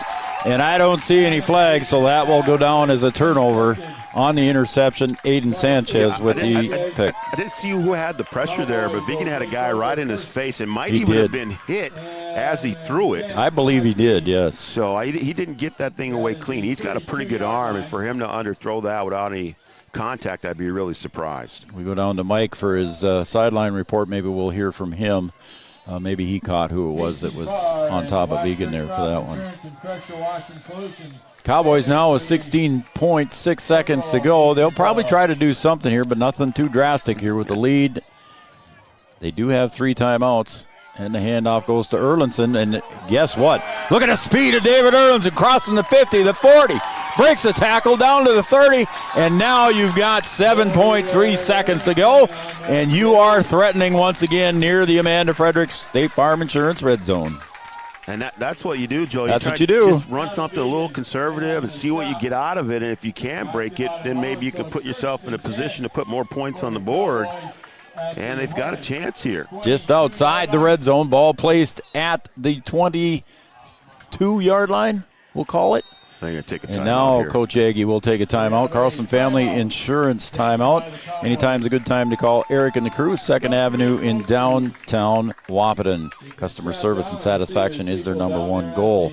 All right, boys, 7.3 seconds to go. And Erlinson with the big run there. Brian, we thought we'd see more of him in the first half, and theirs is bringing up his average again.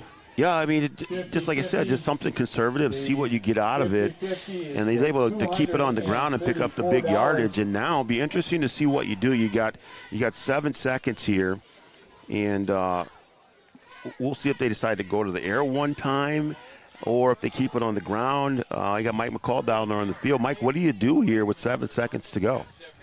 Well, you got to understand they have a field goal kicker too. That's right. Yep, they could do that. Henry Sledadall, I believe, on the pass. Oh, Henry Sledadall had the pressure. He did hit him as he was throwing it. Okay, so Henry Sledadall getting credit for the pressure on the interception there. Thanks, Mike, for doing that. We didn't go ahead. It looks like the offense is out there. Maybe a quick play. If you can't score, then kick a field goal. They still have timeouts. So there he is, Mike McCall on the sidelines. We'll see what Riley Kappas does here with 7 seconds to go. He'll drop back, look across the flat, down into the end zone, intended for Cooper Roberts. Incomplete, 2.8 seconds to go. And here comes Jackson Riggs. It looks like he might try to kick the... Is he going to try to kick it? I think he is. So Riggs is going to come in. We'll see. And he's going to... 2nd and 10, 2.8 seconds to go.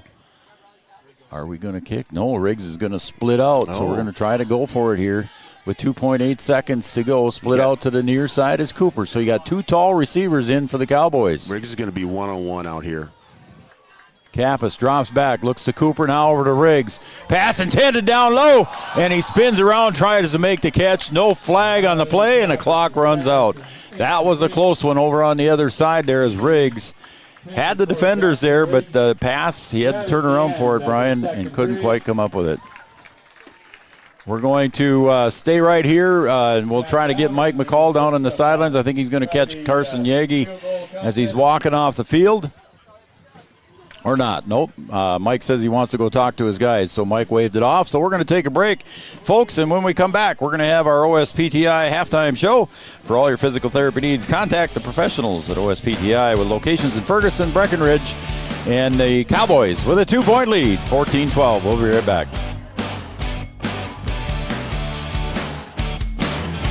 Time of year, there's never a bad time to get your ride sparkling at All Seasons Car Wash.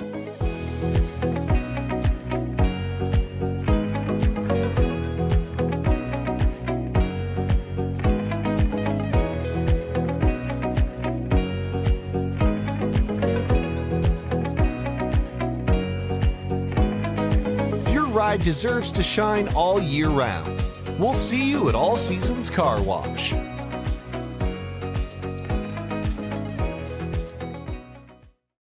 We offer the greatest broadband that anyone can subscribe to. And that's because of the infrastructure that we have been able to build over the last decade. You know, we're talking 10 gigabit per customer. That's the network we're building. There's days I think about, what's the network going to be after I retire? Where it continues to evolve, and if it evolves as much as what it has in the last 73 years, we can't even dream what it's going to be in the future. Lucky for us, life is full of choices, big and small. They define us, make us who we are. And when it comes time for you to choose a car, home, your next big adventure, or start a new business, Farmers Union Insurance has the variety of coverage options to protect each perfect moment. Farmers Union Insurance. Contact your local Farmers Union Insurance agent today. Farmers, be ready this planting season by contacting Yield Advantage for all your seed and planting equipment needs. They carry high-quality products from Precision Planting, Intelligent Ag, Copperhead Ag, Outback Wraps, Wear Parts LLC, Midwest Seed Genetics, and more. Yield Advantage can help your planter from basic service parts to liquid fertilizer setups. All of the latest technology and often significantly less than buying a new planter. Be ready to hit the field by contacting Yield Advantage, 218-517-7878, or online at yield-advantage.com. Do you experience pain, tingling, numbness, freezing, or burning in the hands and feet? Does your balance feel off? Tired of sleepless nights? You may suffer from neuropathy. Dr. Andrea may be able to help. Neuropathy is a serious disease where nerves begin to break down, leading to balance problems and other complications. Our program addresses the causes, not just the symptoms. See if you qualify for our neuropathy program at Hornstein Family Chiropractic. Schedule a consult with Dr. Andrea at Hornstein Family Chiropractic, 701-672-1300. Hornstein Family Chiropractic, where chiropractic care is a family affair. The folks at Tyler Farm Supply understand that farming is hard work, and that's why they only offer durable and reliable short-line farm equipment that you can depend on. Whether you're a small-scale farmer or manage a large operation, they have the tools that you need to get the job done quickly and efficiently. Plus, with their competitive pricing and financing options, Tyler Farm Supply makes it easy for you to get the equipment you need without breaking the bank. Give them a call today, 701-642-8827. When challenging conditions arise, we don't back down. We up our game. We outpace the competition. Keep you ahead of adversity. We keep you equipped and bring you solutions that hit close to home. Channel leads the field so you can rise above. See how at channel.com/rise. Make OSPTI your choice for outpatient rehabilitation and sports injuries with locations in Fergus Falls, Breckenridge, and Hankinson. Orthopedic and sports physical therapy is the right choice for your recovery. Live your best life. Trust the experts at OSPTI. For 75 years, Corner Drug has been your trusted Health Mart pharmacy in Wapaton. As the prescription specialist, we're dedicated to your health. We provide immunizations to keep you safe, along with health pack compliance packaging for easy medication management. Plus, our medication synchronization ensures all your prescriptions are ready when you need them. Experience personalized care and expertise at Corner Drug, where your health is our priority. Insurance is an important safety net for your family, your home, and your business. Carlson Family Insurance Agency is your local auto owner's insurance provider. At Carlson Family Insurance, they work for their clients, not the companies. Customer service and satisfaction is their #1 goal. Give Carlson Family Insurance a call for all of your personal, farm, business, and crop insurance needs. 701-672-6002 or at cfiagency.com. Carlson Family Insurance, your auto owner's insurance agent.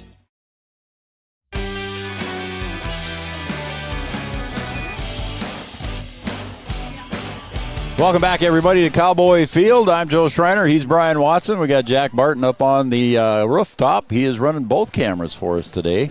And down on the sideline, we got Mike McCall, and our halftime score here on the OSPTI halftime is 14-12 in favor of the Cowboys. Riley Kappas to Cooper Roberts for a pass in the first quarter. Charlie Eggeman kick made it 7-0. And then Vegan found Grossman, and the PAT failed for the Frazee Hornets with 7:51 to go.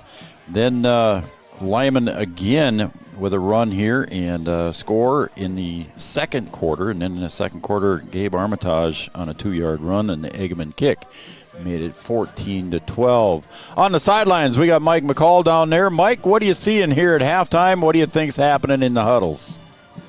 Well, I think right now Frazee's probably talking about Breckenridge's running game, and Breck is doing a really good job mixing the pass in as well.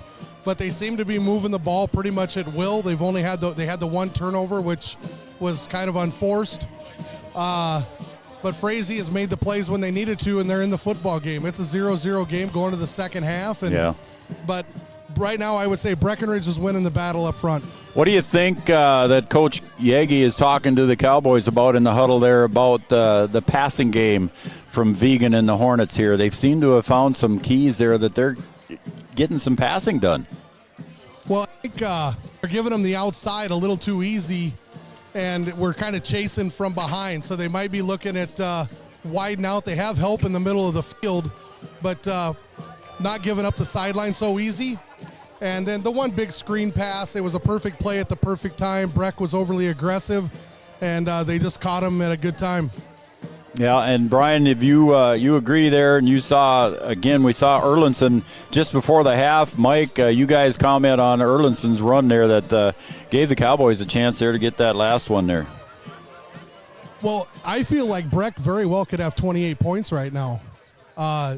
They haven't had to punt, and, right there they ran out of time before half, and then they had the turnover. I mean, it just seems like if Breck can take care of the football and not give up big play, another big play like the screen play, I think they're kind of in the driver's seat. And for the Hornets, they want to try and get that big play opportunity, and then they got to figure out a way to stop the Breckenridge offense, run or pass. They've just got to figure out a way to stop it. Well, both teams have a chance to make a statement to start the second half. Breckenridge starts with the football. Yep. If they can go down and put points on the board, they can go up 2 scores. And Frazee, if they can get a stop and go down and score, there's a big statement there. So this first drive of the second half is huge for both teams.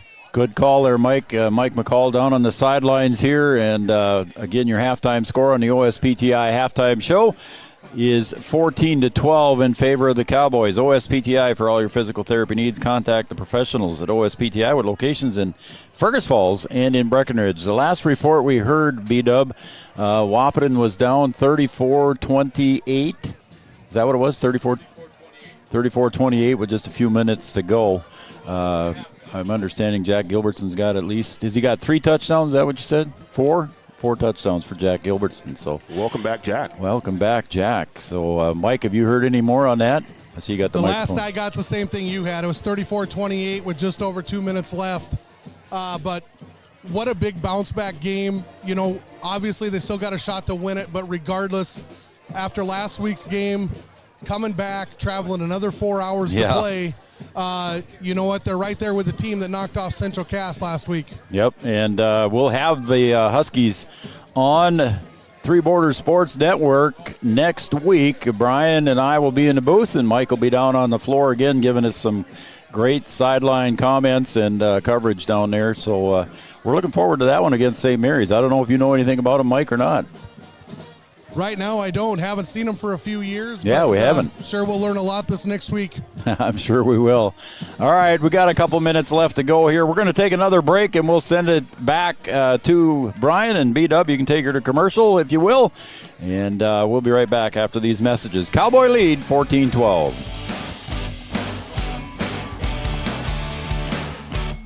Superior Builders in Breckenridge specializes in post-frame buildings with 25 years worth of knowledge and experience in the post-frame industry. Licensed and insured, Superior Builders offers pre-engineered commercial buildings, farm shops, hobby buildings, and storage buildings. Superior Builders also offers a 40-year paint warranty and lifetime column warranty. Superior Builders in Breckenridge, building your dream to last. 701-238-7740. That's 701-238-7740. Hey there! So we have 30 seconds to tell you why you should be a member of FCCU. First Community Credit Union is member-owned. But aren't all financials member-owned? Nope, they're not. Many have stockholders that drive decisions. As a credit union, we put our members first. As a matter of fact, that means all the money that we make cha-ching gets reinvested back to you, our member owners. So come see why. Life is better with community at First Community Credit Union.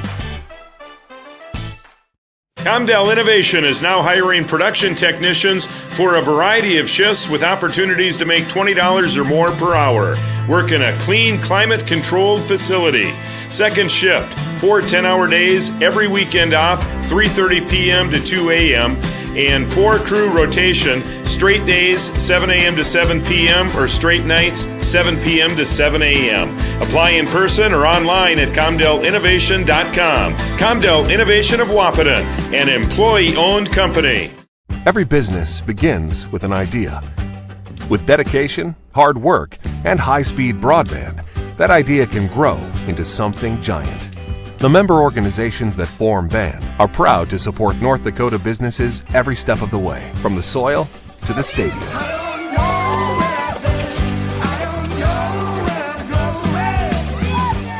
The Broadband Association of North Dakota, helping North Dakotans grow bright ideas into big business.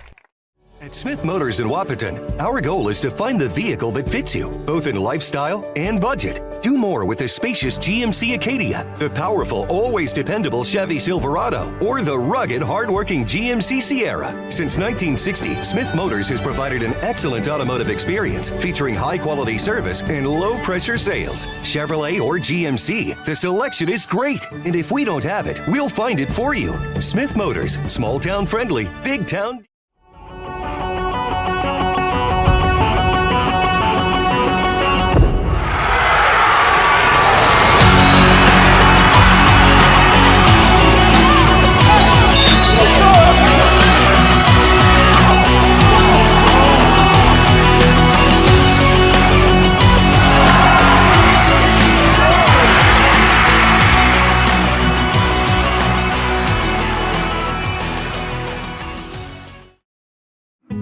Getting you back to what you love. We are Optimum Rehab.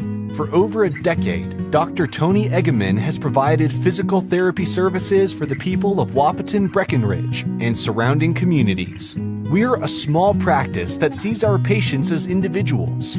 Through hands-on techniques, our patients have their treatment plans tailored to their exact needs. Sprains, sore muscles, back pain, achy joints, rehab following surgery, you name it. Optimum Rehab is your answer.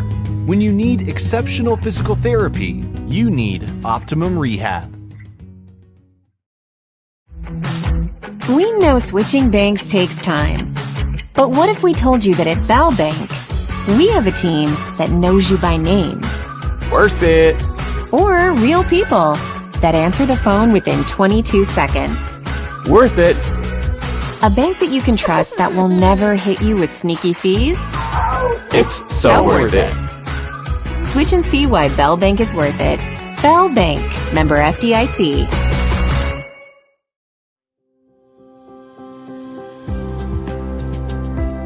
Minn Kota Ag Products has helped farmers with all their agricultural needs as the farming industry has expanded. They provide farmers with all their chemical, fertilizer, seed, grain, and elevator needs. They also offer deep band tillage, chemical application, and fertilizer application, just to name a few. Proud to be a partner in your operation since 1941. Download the MKAP Grower 360 app from your app store today to see current market prices, your tickets, and any essential information for your operation. Thanks for all your hard work.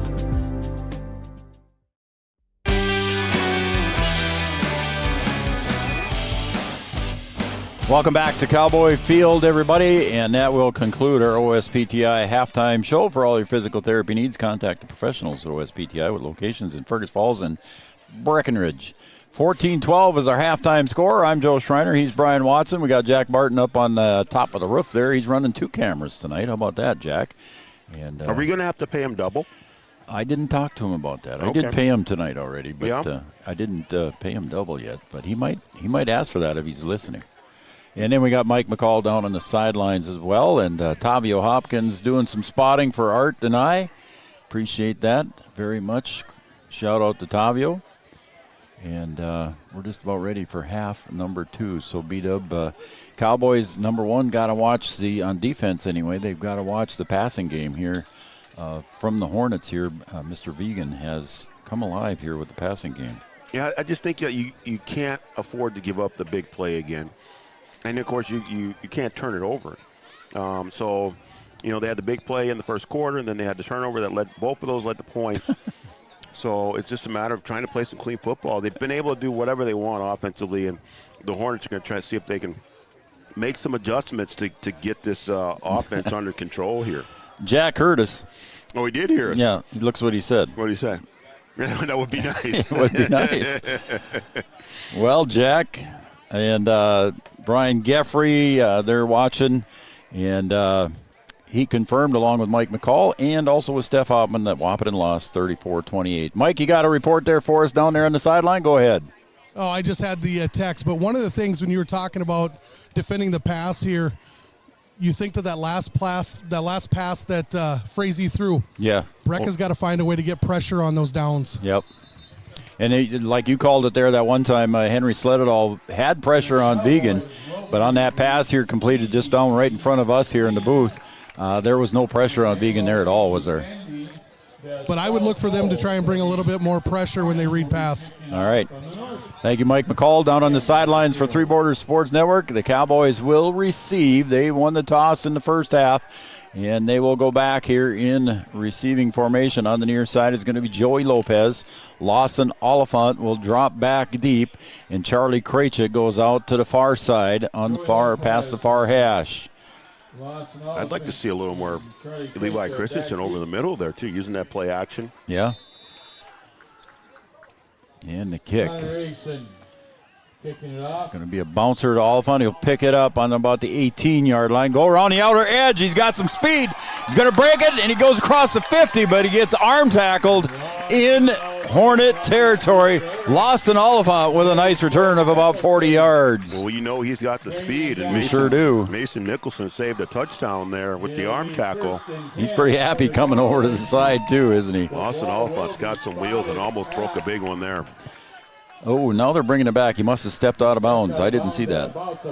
So I guess we bring it back. I guess we're not in Hornet territory. Well, just shy, we'll say. Austin Oliphant with a nice return, got the crowd excited. But it's going to be 1st and 10 now for the Cowboys at their own 47-yard line.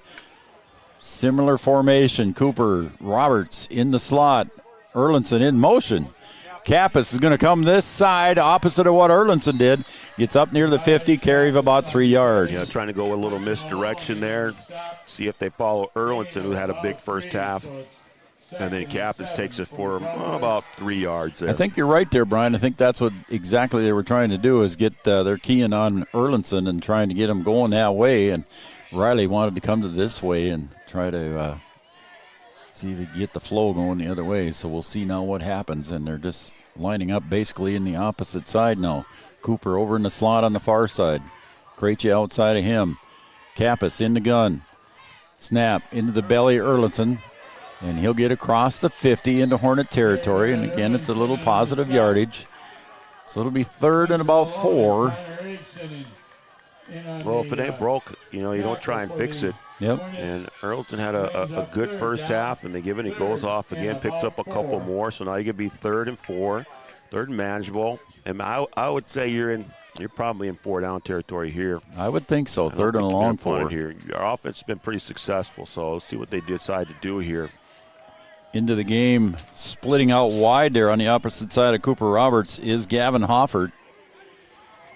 First time I've called his name tonight. Big cushion there with Roberts. They give it back to Erlinson again. Erlinson to the short side, and he's going to be lucky to get back to the line of scrimmage.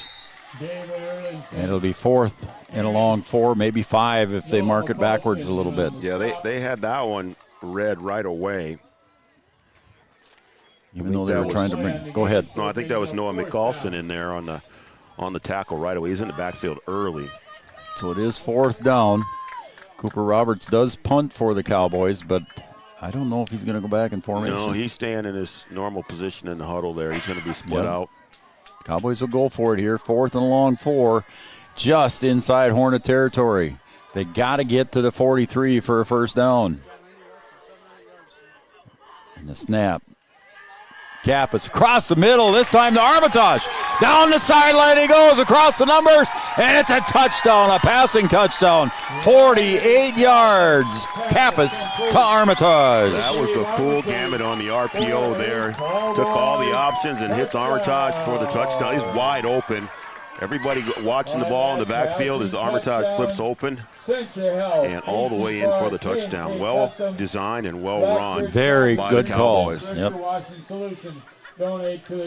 Very good call by Coach Yagi and his staff, and that gets to an 8-point lead now. Again, Eggman in for the kick here with 9:38 to go in the third. Eggman snap down, kick is up, and good.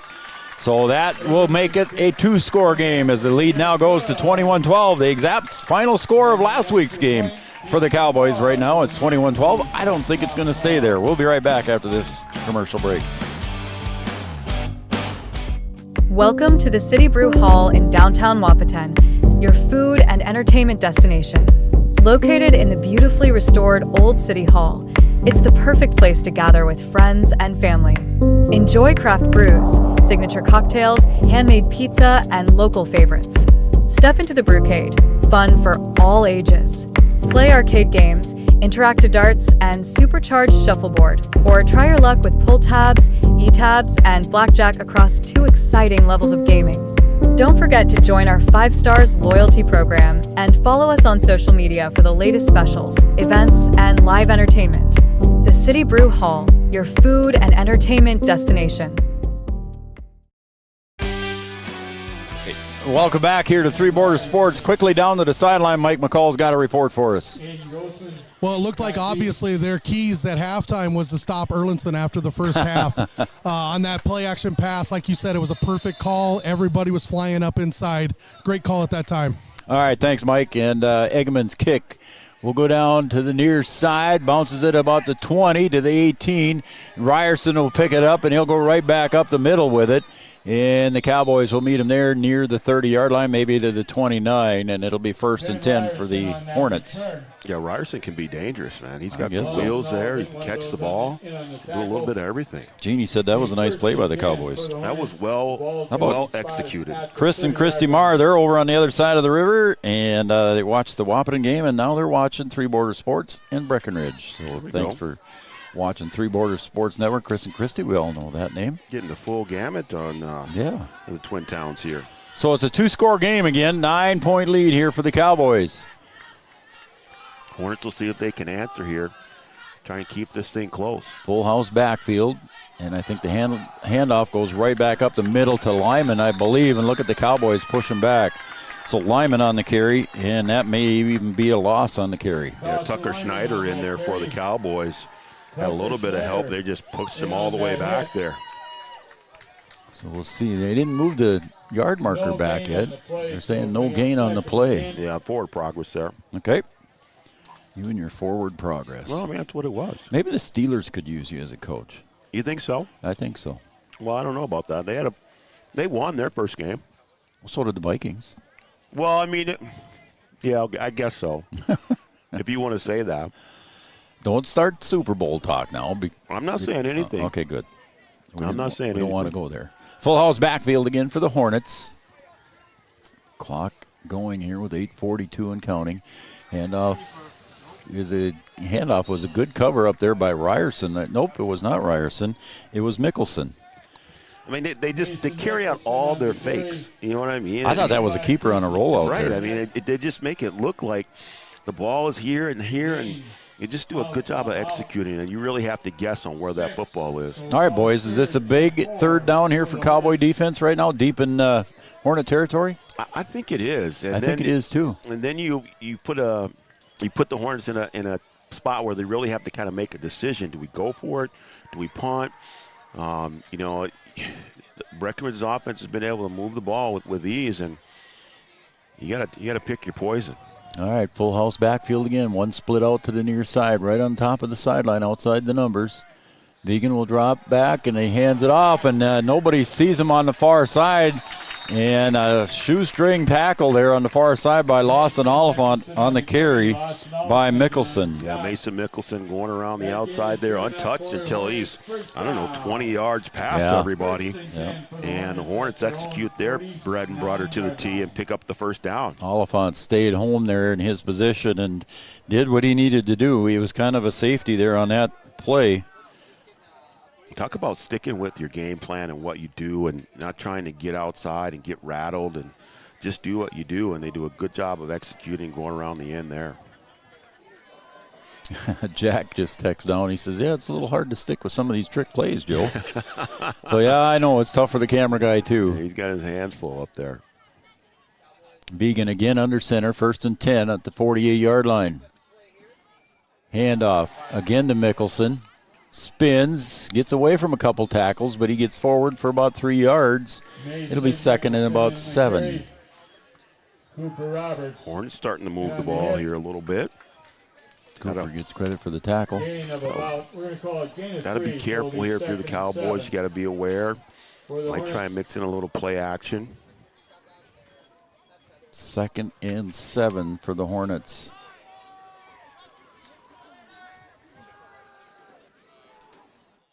And the Hornets in no hurry. Down 2 scores here, 21-12 on the Farmers Union Insurance scoreboard. Got to thank Gripper Sports also. Gripper Sports in Dakota Avenue in downtown Waupun. Got all your favorite team sports apparel, including the Cowboys and Cowgirls. And there is delay a game. I wasn't even watching, but it's a delay a game against the Hornets.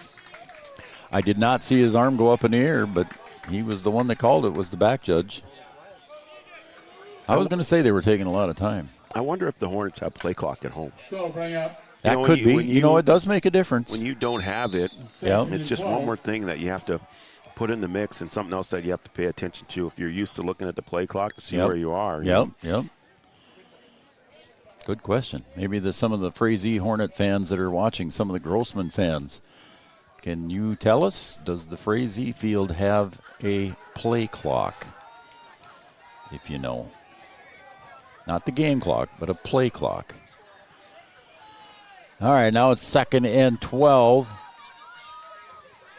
And again, it's a keeper. Here comes Vegan, pass to the near sideline, and it's completed to the near sideline. Aiden Sanchez in coverage, and the pass completed to Grossman. Mr. Grossman's got a lot of receptions. Yeah, tonight. Aiden on Aiden there. And Grossman comes away with it. Again, Vegan putting that thing right on the money. Yeah, he rolled out there again on that bootleg, Brian, and it was tough to see the bootleg. 1st and 10 for the. It says no, but we need one. That was from one of the yeah, I mean, it's fans. nice to have. We have it over on the other side of the river there. That was from Aiden Grossman's mom. Nice to have. All right, 1st and 10 now in Cowboy territory. Ball at the 39-yard line. Cowboys with 9 in the box.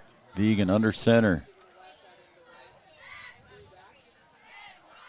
A little bit of movement there. I saw the movement in the middle of the line. Yep. It's going to be procedure on Frazee, I believe. Yep. It actually looked like the center might have moved.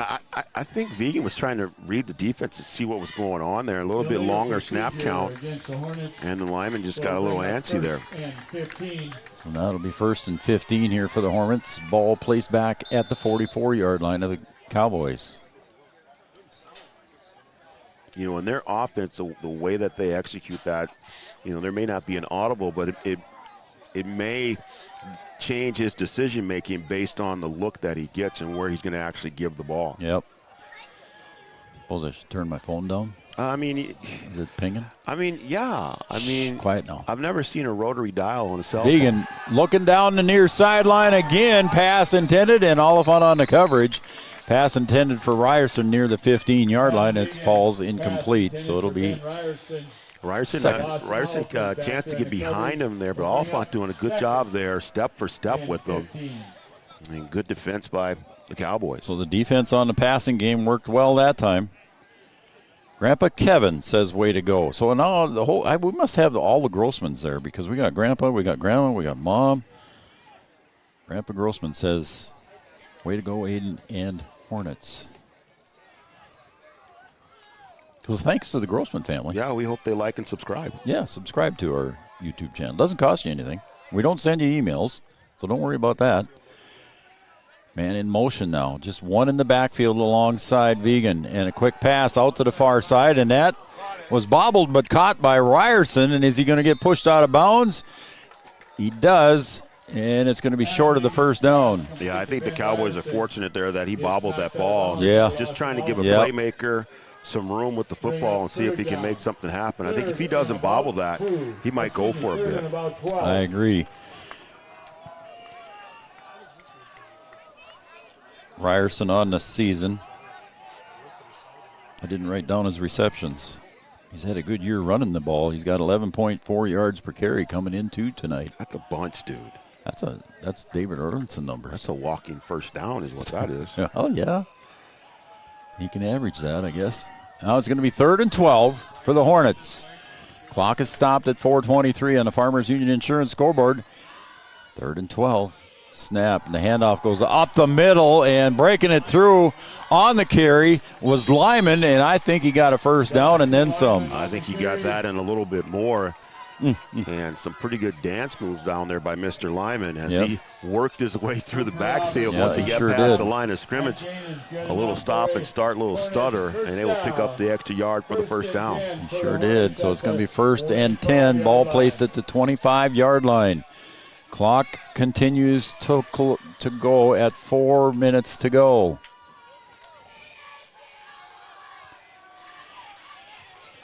First and 10 from the 25. Vegan comes up under center, full house backfield. 3 straight across. Under center. The snap, and he'll hand it off to Ryerson.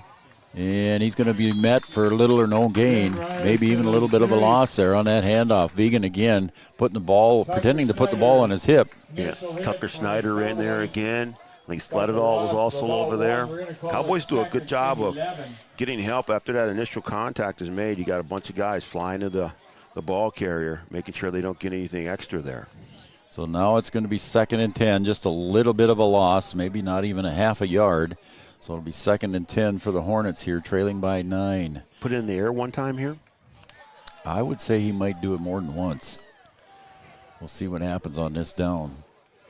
Under center. He's going to drop back and look to the near sideline again. Pass completed over on the flat. And Ryerson on the completion at the 15-yard line and gets pushed out of bounds there by David Erlinson and also Connor Ernst. I mean, at the right time. Yep. Play action again, a little screen action there too. To our buddy Grossman. And Grossman doing a good job of picking up almost the first down. They'll have one more to go here. Yep, 3rd and 1. You're definitely 4-down territory. 3rd and short. You could put it in the air again here if you wanted to. We're under 2.5 to go. We're in the Amanda Frederick State Farm Insurance Red Zone. Amanda Frederick. She can sell insurance in Wahpeton, Breckenridge, Wheaton, offering home, life, auto, commercial license insurance. So Began under center. Again, the full house backfield. They've been doing that probably 90% for tonight. Same formation.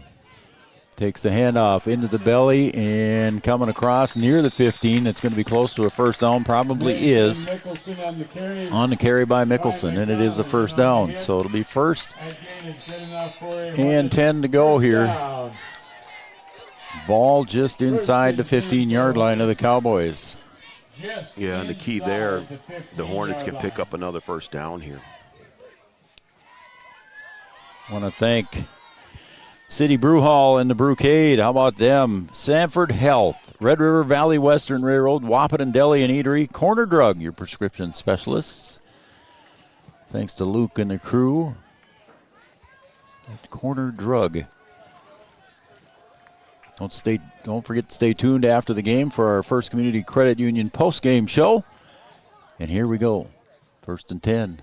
Little almost a mix up there, and they're just bobbing and weaving his way through there. Very Artman-like or artistic-like or whatever you want to call it on the carry by Mickelson. A 14-yard touchdown. Yeah, Mickelson says, forget about picking up the first down. I'm going all the way to the house, and doing a good job of taking that one in. And the Hornets are just not going to go away. No, for sure. So Mickelson on the 14-yard carry here with a 1:08 to go in the third. He used a lot of clock there. And they sure did. Excuse me. The Cowboys scored at the 9:38 mark, so 9 minutes and 30 seconds there for that drive. They're going to move it over to the far hash. Vegan under center.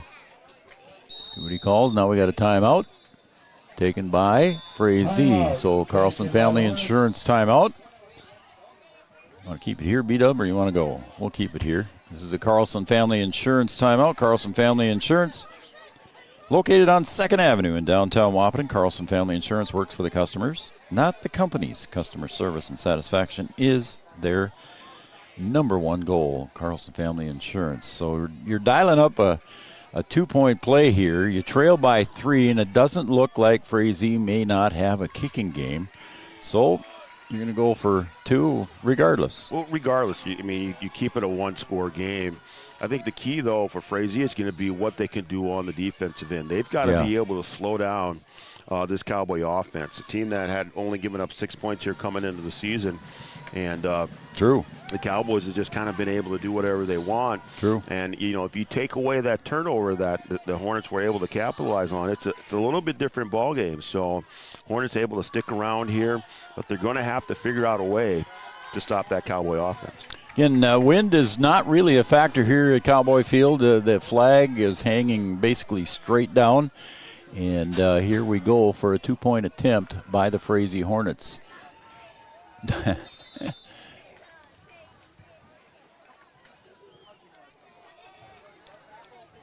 Again, only 6 points allowed here for Frazee on the season coming into tonight. Have given up 21 so far here for the Cowboys. Again, Vegan under center. Takes the snap, and he'll hand it off to Mickelson, and I think he's going to be stopped, and a 2-point attempt fails again. So Mickelson with the 14-yard run for the touchdown, and he tried it on the 2-point conversion, and that run failed. Good defense there by the Cowboys. We're going to take a break. It's a 3-point lead for the Cowboys, 21-18. Back after this.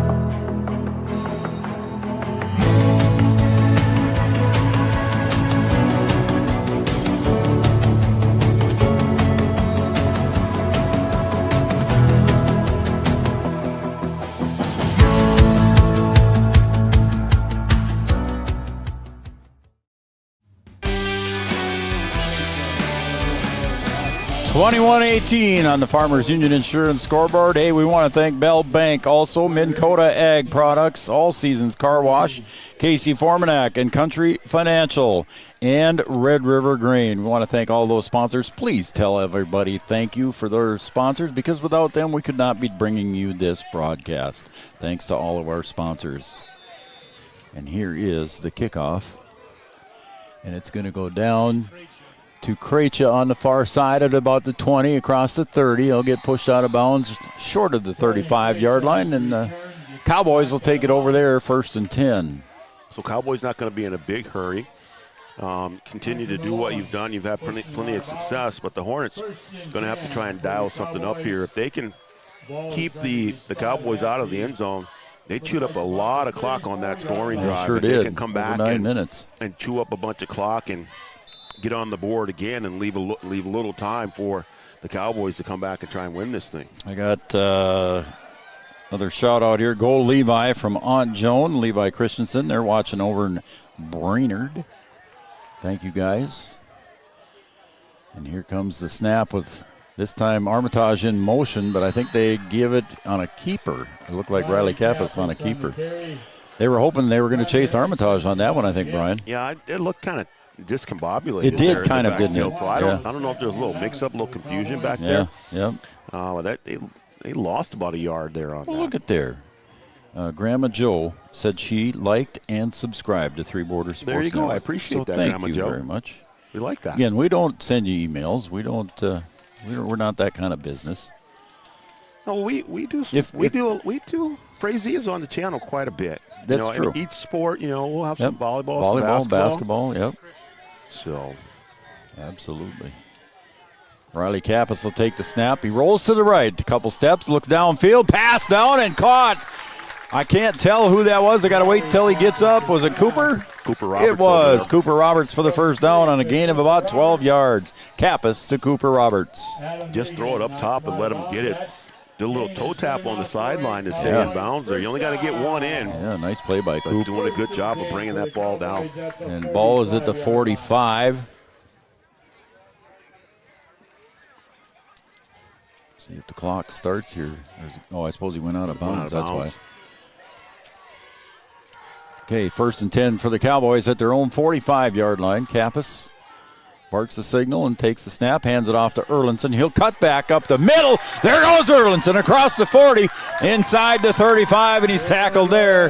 Give him 22 yards on the carry for David Erlinson. David Erlinson just breaking off a big chunk. The cutback was huge, I think, Brian. He had the momentum of the defense coming this way, and then the cutback. These two teams are very similar, Joe. I guess. With Erlinson, and then you got Mickelson back there. I mean, they're just a lot alike. That's going to be the end of the quarter here on that long run by David Erlinson. We're going to go to quarter number 4. It's 21-18 in favor of the Cowboys. We'll be right back for the rest of the game. 1987, Red River Valley and Western Railroad has served North Dakota and Minnesota with over 500 miles of track. Red River Valley and Western handles shipping, freight car repair, storage options, and now transload services. With over 30 years of experience in the railroad industry, they know dependable service is what you strive for. Red River Valley and Western is proud to be a part of the community since 1987.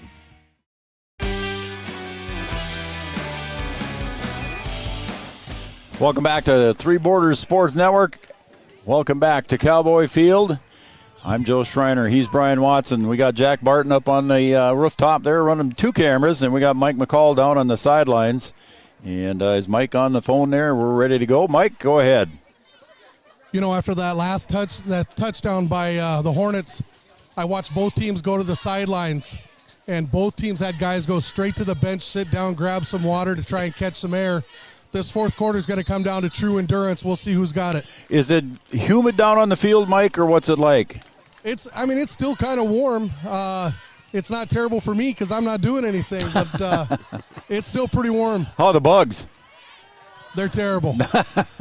Well, the bugs are bad out there on the field for Mike McCall. Thanks for that report, Mike. We appreciate your time there, and Mike will bring us some reports here, and he'll be around for the post-game show and the Optimum Rehab Player of the Game presentation. Well, we talked about it, Joe, in the pregame of what the fatigue factor was going to be late in this game. Look at Riley Kappas get around the end, inside the 25, near the 20, and he's pushed out of bounds over there, and I believe he is inside the Amanda Frederick State Farm Insurance red zone at about the 19, maybe even the 18-yard line, Brian. Nice carry by Kappas. Breck continue to move the ball. They can do it in the air. They can do it on the ground.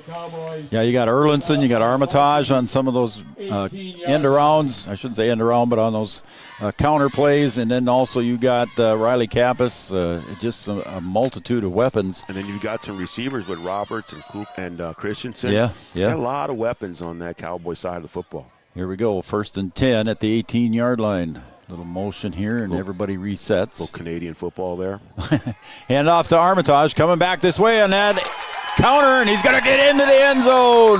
18-yard run for Gabe Armitage. How about that? The Cowboys come back quick in less than 2 minutes and answer it, B-Dub. Yeah, had a lot of success with that little look, that little end around. Armitage able to take it into the end zone again. And the Cowboys go down and strike and able to stretch out this lead. And now the Hornets will see if they have to can figure out a way to get back in this thing. So it's a 9-point lead. Charlie Egeman on to try the point after. Riley Kappas, the holder. Egeman, the kicker.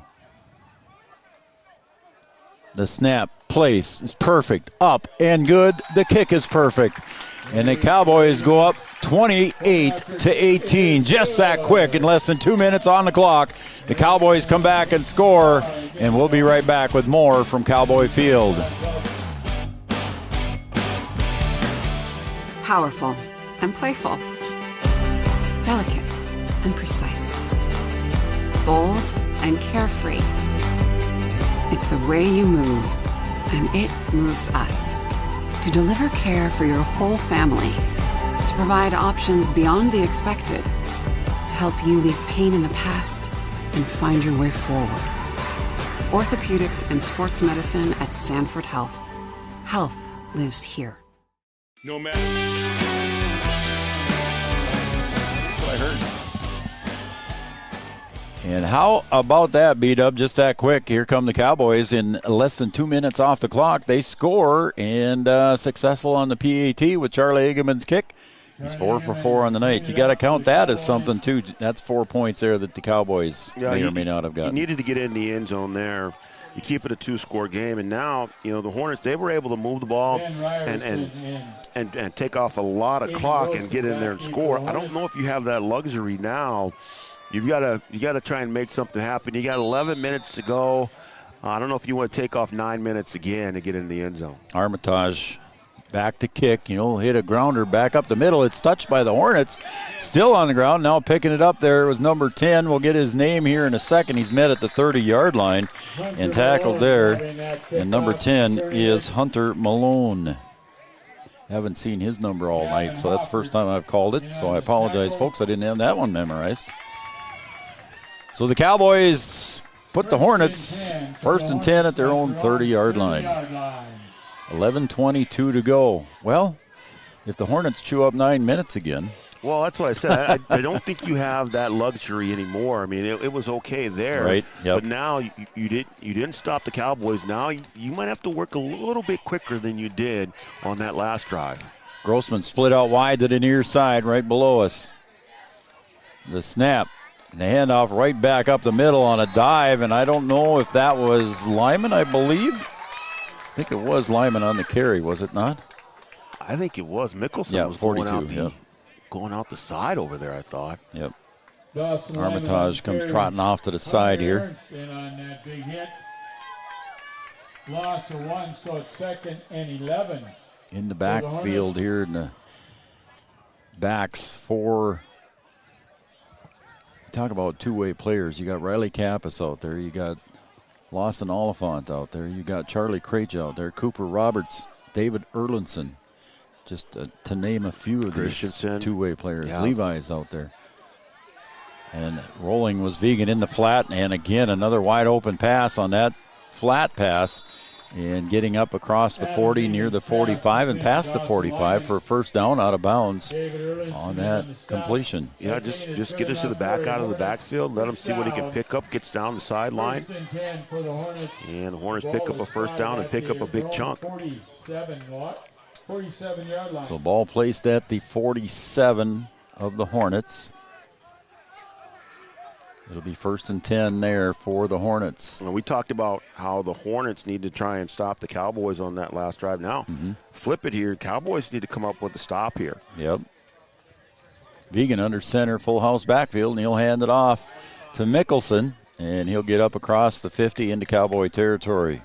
Mason Mickelson on the Both carry. teams able to move the ball. David Erlinson and on the stop. Just similar. They stick to what they do. Yeah, They don't try anything fancy. Yep.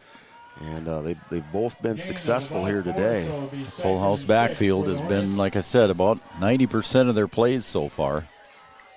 We'll see what they come out in this time. And again, same formation. Grossman split out here right on the 50-yard line. And the handoff again to Mickelson. It's up forward across the 45, near a first down. It'll be 3rd and very short. Yeah, there's some tired boys out there, Joe. Oh, gosh, they got to be gassed. Yeah. There are some tired boys out there. He slid it all in on the stop. And we still got over 9.5 to go here in the 4th. And about 1. Riggs will check in now for Henry Sledadall. Looks like Henry might be gimping a little bit here. Yeah, I think they were motioning for a little help on the field, and I think that's what they were talking about. We'll see what happens here. He's going to sit down right on the ground, and trainer Janie Lanou will come over and visit with him to see what's going on. I don't know if he got the wind knocked out of him or might have. So third and very short. Vegan under center. And he'll hand it off again to Mickelson. Gets around the. No, it's a keeper coming this way to Vegan. I got tricked again. And Joe, I got tricked. Joe, I thought Mickelson had that ball. I did too. I really did. There's some kind Jack of, had it though. Jack was on it. There is some kind of magic going on down there on the field. Man, I guess. And Mr. Vegan is a master magician down there. Wow. All right, there we go. Ball on the 40, exactly on the 40-yard line. Yeah, Mike confirmed. Yep, he's just out of breath down there. Appreciate that, Mike. So it's 1st and 10 for the Hornets. Ball on their own, on the Cowboy 40. Everybody's pointing here to the line of scrimmage. There's only one in the backfield here, so Vegan's going to step back and he'll throw it. Was his arm hit? I don't think it was. And that'll fall incomplete on the pass intended for for Grossman. Yeah, there was a lot of pressure there. I think that was Riggs in there. I think you're right, man. And right in his face. Sanchez back in there on the coverage, but he did not have a lot of time to set his feet there. They did have Grossman out there one-on-one. Came back to the inside, had a little bit of help from the safeties. So now it'll be 2nd and 10. Again, that's one of the few times we've seen 3 receivers and not 3 running backs from the Frazee Hornets. I'll tell you what, there's a guy that's got to be tired too, Mr. Aiden Grossman, coming in and out of the plays. So. Yep. He's not only running pass routes, but he's running plays. See if we see that little pass into the flat here. He'll step back, and he's looking at the flat, and he does throw it out to the flat, but I think it's out of bounds. Yeah, it's a little bit late. They went to the short side that time. Yep. He looked deep, didn't he? Yeah, he looked deep first, and then he had to check it down. Intended for Dawson Lyman. So the pass intended for Lyman. So now it's going to be 3rd and 10. Yeah, if you're the Hornets, you want to – I know you would like to get it into the end zone here, but you can't get it all at once. You need to try and pick up this first down for sure. So we'll see if we see a misdirection screenplay. You got 2 plays to pick it up. Don't have to get it all at once. So Armitage will check in for the defense. Might go back to their coming out was Tucker Snyder. Little bread and butter here. They're going to go 3 wide this time with yeah, a they single are. back. He's going to go under center. I believe that's Lyman, the only back in the backfield, along with Vegan. He'll drop back, and there's looking to the screen, doesn't do it, and across the middle, and it'll be 4th down on the pass completion to Mickelson at about the 35-yard line. Cooper Roberts on the coverage. Yeah, he threw a dime in there to Mickelson. Mickelson just kind of sat down in there on the seam, and it's going to put it in 4th and really manageable here. You can open up the playbook. But you got to dial it up and execute it here from 4th down. Levi Christensen coming out to get a breath as Jackson Riggs will check in for him. And a big play for the Cowboy defense. Everybody up on your feet. It's 4th and 4. That's a good crowd out there tonight, too. There is a good crowd. Grandstand is just about full. If you're at home, get up on your feet. Wake the dog. Oh, here we go. Come on now. Full house backfield. 4th and a long 4 for the Hornets. And a timeout is going to be taken by the Hornets. I believe that is timeout number 2. A Carlson Family Insurance timeout. We'll take a break, and we'll be back in 30 seconds right here on Three Borders Sports Network. What time of year, a farmer's relationship with Red River Grain Hefty Seed never changes. Red River Grain Hefty Seed works shoulder to shoulder with area farmers to attain the highest possible profit for you. Red River Grain Hefty Seed has been saving farmers money for years. For all your grain and agronomy needs, stop in or call the friendly staff at 643-3738 or visit them online at redrivergrain.com.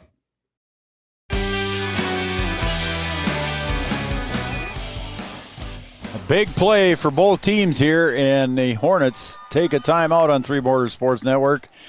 B-Dub, I can't say it enough. It's a big play for both teams. I like the timeout. That was a good spot. Yep. I mean, I think, you're gassed. Well, you are. You're 4th and 4. They have it on the board, long 4. But it's kind of the ball game here. You got 7 minutes to go. You're down 2 scores. Get the 34-yard line. You have to pick this up. So call timeout, get everybody on the same page, get a little rest for everybody, and then let's see if you can pick this thing up, because I really do think this is ball game if the Cowboys get the football back. I did not see Snyder come back out there. I saw Henry Sledadall out there. Also Levi Christensen is out there, I believe. All right, here we go. 4th and long 4. 2 to the left, 1 to the right, 1 in the backfield behind Vegan under center. He'll drop back, look to the flat, and a big chase. And I got to believe that'll be a sack, and that will be a turnover on downs on that big sack there for the Cowboys. And Kai McDonald with the big pressure. How about that? If there's ever a time that you need to try and get in there early, and McDonald at the right place at the right time, and that'll be turnover on downs, and that might just about do it here with the Cowboys up by 2 scores. Cowboys need to get a good offensive possession here, take some time off the clock. I believe their Hornets only have 1 timeout left, and I think yeah, you might be in that use it all mode where you're watching the back judge and just take as much as you can. They're short a player there. Yep, coming in quickly here is Sullivan Michael, I believe. Had to tell him what the play was. Yeah. Here comes Kappas on the keeper, coming to the near side, gets across the 45. Gain of about 4 or 5 yards. It'll be 2nd down. The clock continues to grow. Yeah, the Cowboys got to be very ball conscious here. Got to make sure you hang on to that football high and tight. 3 points of pressure. And make sure you keep that ball in your possession. Charlie Krejci checks in with the play. He gives it off to Riley Kappas. He goes to the huddle and makes the call. And again, at this point, remember last week, I think Kappas, he was kind of watching the back judge and seeing when the hand goes up and see what they're going to do. We'll see if he does the same thing here. Nope, he's just going to be ready to snap. And he'll hand it off to Armitage. And then a little double reverse. Here comes Krejci on the double reverse across the 40, the 30, the 25, and he's tackled at about the 23. A little trickeration, B-Dub gets the Cowboys a 1st down deep in Hornet territory. How about that? He had all the pursuit going away from us, and then they bring it back around on the double reverse. And you got to like that play call. You got to like that one. Opening up the playbook there. Charlie getting some high fives when he comes to the sideline. It'll be 1st and 10 now for the Cowboys, and they placed it at the 24-yard line. When I was a kid, that was my favorite play. You like the double reverse? I really like that play. You don't see it much anymore, do you? Really like that play. Kappas takes the snap. He'll hand it off to Erlinson. Stiff arm from David. Look at him break tackles along the sideline. Look at him going. Near the goal line, inside the 5, near the 4. Erlinson just a monster along the sideline. That is just smash mouth football. Just give me the football. Wow. Let me work. You're going to have to do a little bit more than that to bring me down. Give a little stiff arm and then a little more action coming. I'm just going to keep going, keep going. Step keep out of going, your tackle, yeah. And just push him out of bounds. Inside the Amanda Fredericks State Farm Insurance red zone. Let's see what the Cowboys can do now here. 1st and goal to go. Ball at the 4-yard line, maybe the 3. Kappas with Erlinson to his left, and you got to give it to Erlinson, and he's going to get in for the touchdown, and he gets in standing up.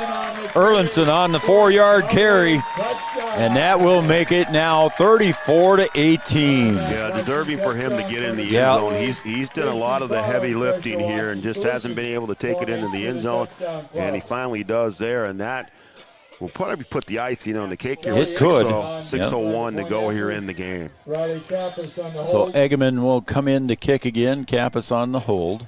Snap, placement, kick up, and it might be wide. Nope, they say it's good. So Eggman on the kick. He's got 5 of them tonight.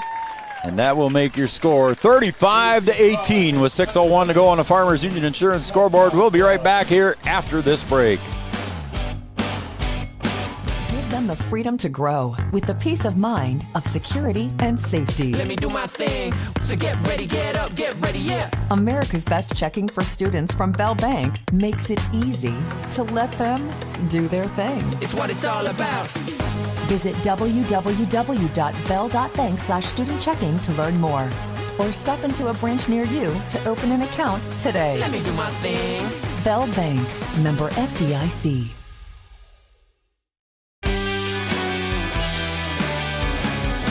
Let me do my thing. How about that? Bell Bank getting a little hip. Hip. Listen to you. I'm hip. Did you get that, Mosquito? I did. I got it. I'm quick. All right, how about that? The Cowboys up 35-18, just like that here. And 6:01 to go on the Farmers Union Insurance scoreboard on that drive. Compliments of David Erlinson. Don't forget to stay tuned for our Optimum Rehab Player of the Game and also our First Community Credit Union post-game show at the conclusion of this game. And Charlie Eggeman set to kick off. And he does. And that one's a squibber, and again, it's caught right there in the middle again. And on the carry, and almost breaking it. He has break it. Now Eggeman is the safety valve, and he's going to have to chase. Out of bounds goes Mr. Malone. Hunter Malone. I forgot his first name. Hunter Malone trying to go end zone hunting there. Oof. And Cowboys fortunate enough to trip him up. Hunter Malone he's probably not as gassed as some of these other players on the defensive side of the ball. That could have changed things in a hurry, and it still could here. It still could, absolutely. Again, Hornets not gonna quit anytime soon. Nope. I'd like to see that, Joe. Charlie Eggeman just handed a note from Tavio. Charlie Eggeman is 12 for 12 on the year for extra points. How about that? That's a weapon in high school football. That is. That's 12 points from Charlie.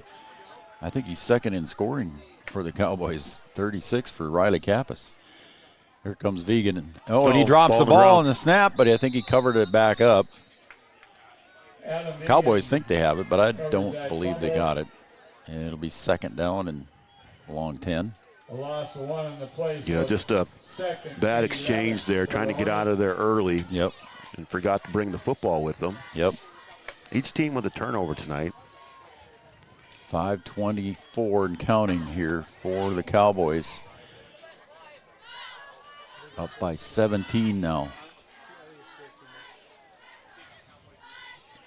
Here comes Vegan in the Hornets now. A full house backfield. And he's going to look to throw it in the flat. And there's Ryerson. Right through his hands. And that will be an incomplete pass. And he had a lot of green space in front of him. I think he was thinking he was going to the house there and just turned a hair too soon. Yep. And took his eye off of it. But that's a play that they had success with earlier in the game. Picked up a big gain. Yep. And went right back to it, and he had him. Yep. And we might see that one again here before the end of the game. That would not surprise me. So it's going to be third down on 11 now with just over 5 minutes to go in the game. We also want to thank Giant Seeds and Snacks, also our coaches show. Smith Motors of Wahpeton, your certified GMC Chevrolet dealer. Wahpeton Daily News. And Superior Builders. Brian and the crew. Channel Seeds and Matt Bone. Thank you guys. Appreciate it. Again, Vegan going to roll to the right, and he's getting pressured, and now he's just going to take it up and run it right back up the middle. Get chased down by McDonald. The ball came out. Brian saw it, and it's going to be the Cowboys covering it up as Vegan was tackled from behind by Kai McDonald, and I didn't see who came up with the ball. Was it? Sledall came up with it? Yeah. Okay. That's just unfortunate. Vegan made a good play there. Yeah. Get away from the defense, get up there, got close to the first down marker, and just got hit from behind, and the ball got knocked out. Yep. Made something out of nothing there. Mike's down there. I'm sure he had a good look at it, too. So Kai McDonald on the tackle, and now we got a timeout here, and that will be the third timeout here for the Frazee Hornets. We're going to take a break, Myron, or should we stay here? We'll keep it here. And, again, Kai McDonald, and then good play there for the Cowboys to get the ball back. with just a few minutes to go. It's a Carlson Family Insurance timeout. Anytime's a good time to call Eric and the crew in 2nd Avenue in downtown Wapaton. Carlson Family Insurance works for the customers, not the companies. Are we set to go back? You there, Mike? Let's go ahead. Go ahead. Yeah, he took off scrambling, and it looked like Kai knocked the ball loose, and Henry was able to recover it. All right. Mike confirmed what we saw, so that was pretty cool. And the players got to be getting gassed here, Mike, the way it looks, huh? Well, I'm sitting here watching these guys. They are gassed. There's no question about that. Yep. But, it was gut check time when it came to the fourth quarter, and so far Breckenridge has answered that call. And you're going to have Coach Yagi after the game, and we'll hear from Coach Yagi, correct? That is the plan. That's the plan. So stay with us, folks, here. We'll have an interview with Coach Carson Yagi, and also we'll have our Optimum Rehab player of the game we'll name later. And here we go now with 1st and 10 for the Cowboys. Ball at the 15-yard line. Kappas takes the snap. Off to Erlinson. Here he comes. Squirts through that tackle and another tackle. Head on at the 25, and he's going to keep going. There goes David Erlinson down the sideline across the 40. The 30, he's going to get caught from behind. And he is caught at about the 20-yard line. Look at David Erlinson. Just take him on, head on, B-Dub. My goodness. Little Derrick Henry going on. Holy cow. Look at Mike McCall's even got a smile on his face for that one. That is some bully ball right there. Man. Wow. That's in your face kind of smash mouth football. How about that run by David Erlinson? He's done a lot of the heavy lifting tonight. That's a big, big gain there. Oh, yeah, I guess. Yeah. Huge. 15. It was 35 down there, 30 more. So give him 65-yard run for David Erlinson on that one. How about that? And Riley Kappas back in the gun. This time Lawson Oliphant. Give David Erlinson a little rest here, huh? He'll hand it off to Oliphant, and he'll go up the middle, and he gets right at the 20. Right at the 20-yard line, so it'll be 2nd and 10. Ben Ryerson and Noah McColson on the stop. No gain. It'll be 2nd and 10 for the Cowboys, and the main thing right now, Brian, is the clock is going. Yeah, just let the clock run. You don't even have to worry about getting in the end zone again. Yep. You've got a good enough cushion here. Just take care of the football. Right, and if you can get a first down, that'd be huge. Yeah, you'll just run your stuff. You're not going to take any extra chances here. If you get something, you get something. If not, you just roll with it. You're in the driver's seat right now. Joey Lopez in the backfield. In motion goes Armitage, and he's going to get the carry on that counter. He goes and get around the end, and he's going to carry it across the first down. He drops the. Did he drop the ball? Did it bounce back up to him? Looks like it came out. It looked like it might have popped right back up to him, didn't it? They still have it. Yeah, it's Cowboy ball. It's first down. You didn't get a reaction from the other side there. Nope. So. Yep, they're moving the chains, so that's big for the Cowboys. So it'll be 1st and goal for the Cowboys from the 10-yard line. 3 substitutes coming in for the Cowboys.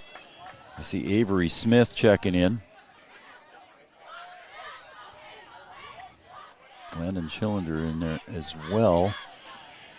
And now it's 1st and goal to go, Brian. They took the chains away, so it's 1st and goal to go here for the Cowboys inside the Amanda Frederick State Farm Insurance red zone. Mike says he did drop it and it came back up to him. All right. And that was carried by Lawson Oliphant there, and he gets up near the 5-yard line. So it'll be 2nd down here as the clock is now under 3 minutes to go. And Frazee, I think, if I remember right, Frazee is out of timeouts. I believe you are correct. I think so. No, we don't have that up on the scoreboard. No. Should I turn my phone down? It's almost the end of the game. Should I turn it down? I mean, you probably should. Okay. I mean, I don't know why you need it on with the sound. Well, you can't even. Oh, man. It's okay. I know. Sanchez in the slot. Cooper Roberts is out. Also into the game is Gavin Hoffert. The handoff back up the middle. Joey Lopez. Look at him carry it in. for a 6-yard touchdown for Joey Lopez. And the Cowboys just clicking on all cylinders. Touchdown. Lopez will take it on, and he'll tack on 6 more for the Cowboys as they really stretch out this lead. Solutions donate for the touchdown club. And Charlie Eggeman on to kick. Try the point after. Riley Kappas is holding. I believe Keaton Butts is your snapper. We got a one-man short, so now Coach Carson Yagi going to have to take a timeout. Taken by the Somebody Cowboys. forgot their assignment. But again, the Cowboys with enough timeouts, and it was able to call one there by Coach Yagi with the 2:23 to go. So Carlson Family Insurance here. Carlson Family Insurance on 2nd Avenue in downtown Wahpeton. It's been a pretty good night of football. It sure has. It's been fun. Yeah, it's been entertaining. You know, the Cowboys are going to come out on the good side here. And, you know, to play a team like Frazee, a 2A team, you really kind of want to see where you are and what you have. So it's a pretty good measuring stick to say that, hey, we've got something good going here. We can compete against some pretty good football teams. And we're playing some pretty good football tonight. Now you're going to have to be able to put this one behind you, enjoy the win, and then get back to work again and see if you can continue this undefeated season that you got started here. So again, Keaton Butts will be the snapper. Riley Kappas the holder. Snap down, good. Kick is good. And look at that, 13 for 13 on the season. He's got 6 tonight. It's a 42-18 score. We're going to be back after this break on Three Borders Sports Network. Stay with us, everybody. We got the First Community Credit Union postgame show and our Optimum Rehab player of the game coming up. Wahpeton Deli and Eatery, serving delicious deli staples paired with great service and friendly staff. They use the best ingredients and provide a great atmosphere. If you have an office party or an at-home celebration, Wahpeton Deli and Eatery can help with your next event. And now you can order online for in-store pickup. Check it out at wahpetondeliandeatery.com or call 642-3639.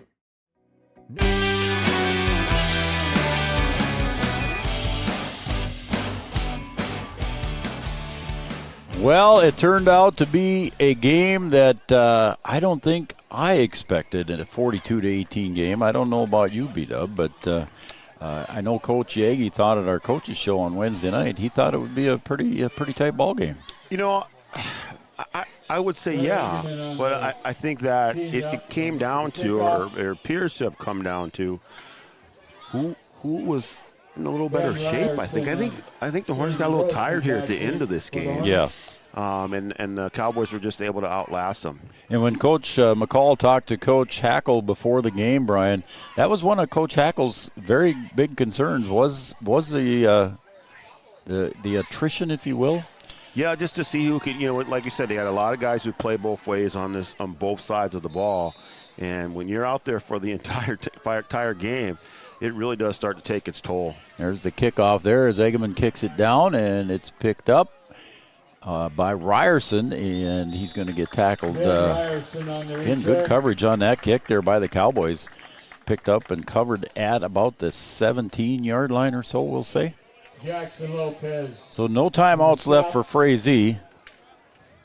Again, we want to thank the Grossmans for tuning in and watching and supporting the Frazee Hornets tonight. Thanks, Grossman family. All of you. Appreciate it. And everybody else that's tuned in and watched. Stay with us here for the post-game show brought to you by First Community Credit Union. We'll be here. We'll get a sideline report from Coach McCall. He'll be talking to Carson Yagi after the game. I want to thank all of our sponsors, including Tyler Farm Supply, Studio 22 Designs. She's got a new store here in Breckenridge. Our play of the game, or play of the week, sponsored by Comdell. Last week was Cooper Roberts' catch that he got from Riley Kappas. And we have a new quarterback there for Frazee, and that is number 40, and his name is Ashton Reller. Number 10 was Hunter Malone. On the carry for the Let's see, Ashton Weller Hornets. in a quarterback. Some of the Cowboys coming out looking for subs. We're going to see if we can keep up with some subs as they come in here for the Cowboys too as well. Joey Lopez comes in defensively. Also in defensively was Brock Somerville. I see his number. Number 19 is Jonah Kunkel. Speaking of Studio 22, his mom owns Studio 22 Designs. And there's the handoff. And I can't tell the number. I won't be able to see him until he gets up, and that's number 30. So that will be Jonathan Kraus. Reed Simon on the carry. Oh, I was on the wrong side. You got to flip that over. Yeah, that's what I got to do. See, this is Frazee on this side, and that's Breckenridge on the other side. Do you see I do not have my glasses tonight? I don't know how a guy with 20/20 vision needs glasses. I need them for reading. I don't know how that works. I just don't reading. understand that. Hey, what do we got coming up here? Next week, we got some volleyball again, I think, on Thursday, don't we? I think so. Yeah, we'll talk about that at the post-game show. But, yeah, I think we're going to be busy with 2 volleyball games next week, actually. Again, the Hornets in no hurry here. Nobody wants to get hurt. And the handoff and the carry to the near side, right back up the middle. Let's see if I can tell who else is in there for Breckenridge. Number 6 is Jordan Kappas. That could be the last play of the game, I'm guessing. Again, nobody wants to get hurt. See number 58 in there. That's Keaton Butts. 53. Sullivan Michael. 57. Ryland Davis. Ryland Davis is in there. That's going to be the end of the game here. Oh, clock stopped. Why did the clock? Oh, there it's going again. Didn't say the clock stopped there for a second. 42-18 is your final score. Stay with us here, folks, and you want to take a break real quick, and then we'll come back? All right, let's take a quick break, and then Mike McCall will have Carson Yegi for a post-game interview.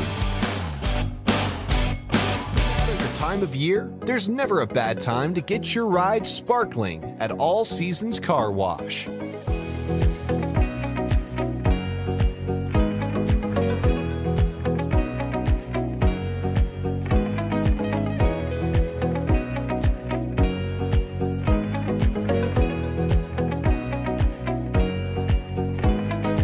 Your ride deserves to shine all year round. We'll see you at All Seasons Car Wash.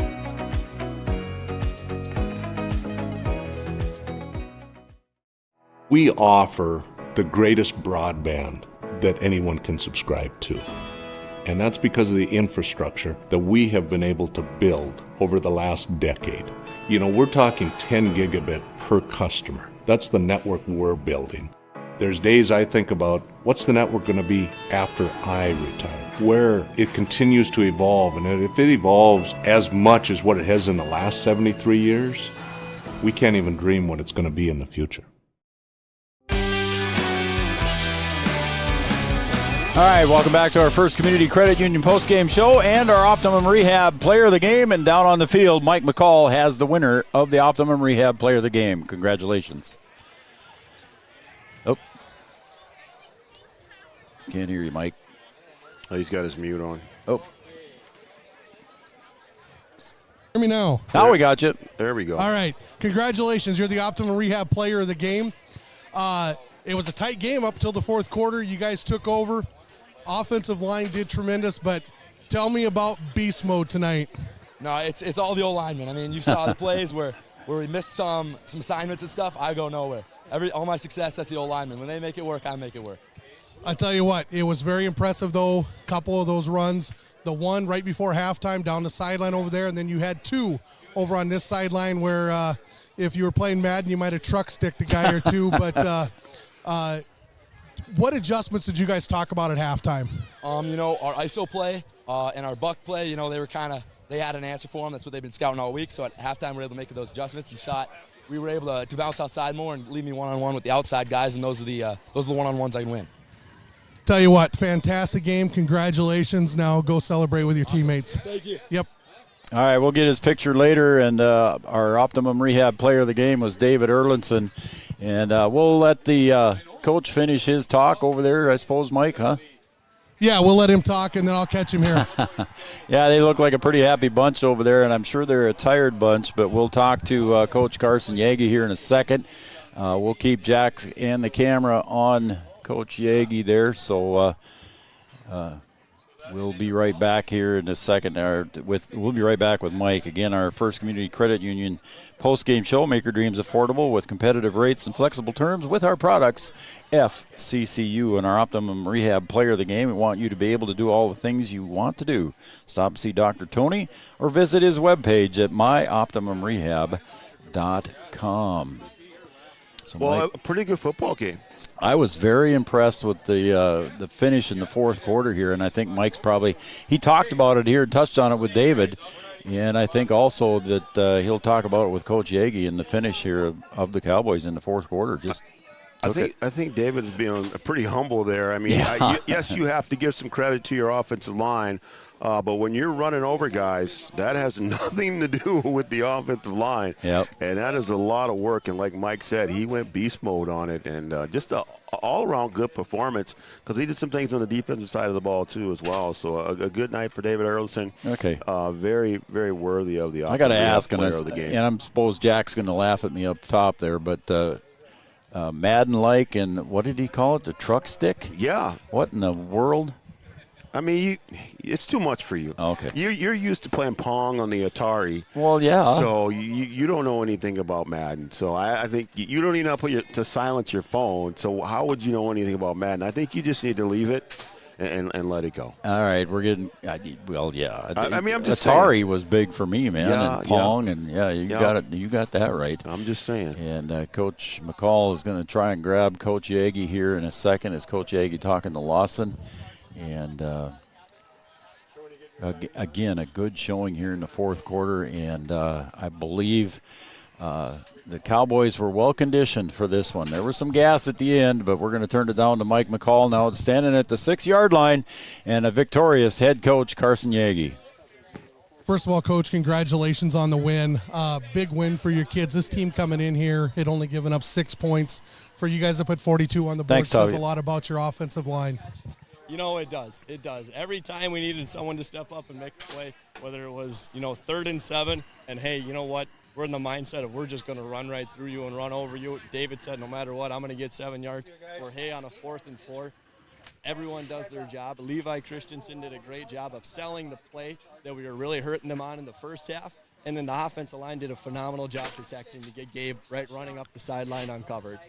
It was just, really you had the fumble and you ran out of time before halftime. Those were the only 2 times you got stopped during this game. So we talked about the line controlling it. We talked about endurance. After they scored a touchdown, I think to make it 21-18, both teams had several guys go to the bench right before the fourth quarter. Your guys had more endurance, it appeared, in the fourth quarter. It just comes down to their testament to how hard they worked when we started this back in December last year. When all of a sudden we're going through the spring workouts and it's 7 a.m. in the morning at the school, or 6:30, whatever time we were going, and it was, the coaches aren't going to be on you. The seniors are going to be on the next kid to make sure he gets there. So when it comes to these things, we're ready to go. When we're going through our conditioning and it's 80 degrees in fall camps and we're tired, it's noon, and we want to go home, we want to go to lunch, you know what, are you committed enough to your teammates to keep running, to keep sprinting and not holding a little back, because that's what the easier thing to do is. At halftime, we were talking about the first drive was key for both teams. The 4th down, the huge pass right there over the middle. Great play call, had them all sucked up inside. They were expecting David to get it, and you guys just blasted away with it. That was Coach Josh Nordick. We kind of talked about that one at halftime, said, you know what, with how much they're starting to play Levi over the top with their safety, we probably got it at some point in the second half, and it was, third and 4, okay, we get it, or if we don't get it, what are we going with? And, well, I love this one, so let's go with it. And I was like, love it. Let's take a chance. It's 4th and 4. We got confidence in our kids to make a play when their number's called. It doesn't matter who it is. It doesn't always need to be Cooper Roberts or David Erlinson. Hey, Gabe Armitage, go make a play. And he did all night. How many touchdowns? You have 3 touchdowns, right? Yeah, he did. He was phenomenal. It was tough to pick the player of the game, but I think David kind of won that over there in the fourth quarter. But congratulations on the win, 3-0 on the start of the season, and good luck next week. Hey, thank you very much. Thank you, guys. Thanks, Carson Yagi and I Mike. lost you guys in my earpiece, so I have nothing left, so back to you guys. All right. Very good, Mike. Thank you very much. And Carson Yagi, congratulations on the win, and congratulations to the Cowboys on that nice little victory there, 42-18. How about that? At the half, I think it was, 21-12? Yeah, something like 21-12 at the half, Yeah. and the Hornets made it interesting. I just think they just ran out of gas. I do too. really do. Yep. It's a good football team on that side of the field. I think as the season goes on, they'll start to get that endurance up, and I think they're going to be a tough out for somebody in 2A. I really do. They've got some talent over there on that side of the field. I agree. Again, a good job here for Coach Yagi and the Cowboys, and a nice victory here. David Erlinson, our Optimum Rehab Player of the Game, again, like Coach Mike McCall said, just hard-nosed football. I mean, it was like the Ravens when it's late in the game and the game's in hand. You give it to Derrick Henry and he just breaks off a chunk of yards here and breaks off a chunk here, running over people. I mean, that's what it was like, and it's nice to have a kid like that, in your pocket that you can just give the ball to and trust in, and he gets the job done every single time. How about that? And I got a couple more shout-outs here again. The Grossman family again. Anyway, long story short, fantastic broadcasting. Thank you very much. And they had a couple other comments there, but I'll keep that one to myself. Checks in the mail. No, I don't think it was one of those kind of things. I mean, we could. No, they just said the Hornets need to throw the ball more. Is what their comment was. We gonna, talked about that. I'm not going to disagree. Yeah. I mean, they've got some weapons. They really do. Absolutely. It's just a matter of being able to use them all. And Neil Rittenauer, thanks for the late text there. I appreciate it, and appreciate your kind words too. And Neil Rittenauer, used to work with him back in the day. So Neil Rittenauer, good to hear from him. And I think that's going to wrap it up for us. Back in like the black and white TV days or what? No, come on now. Oh, I'm just, No. Here's what it is. I did not, no. Rabbit ears. Well, with aluminum foil. There you go. Don't forget the aluminum foil. There you go. All right, so next Thursday, we have a doubleheader volleyball. You will be in Wahpeton as the Huskies will take on the Hankinson Pirates. Yeah.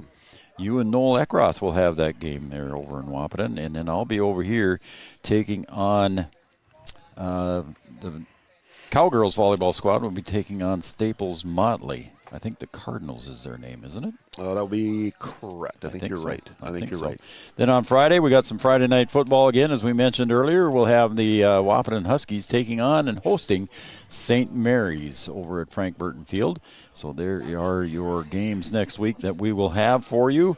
No coaches show next week. Brian has civic duties. He's an elected official, and he has civic duties to do on the third Wednesday of every month. So how about that? That's going to wrap it up, Horace?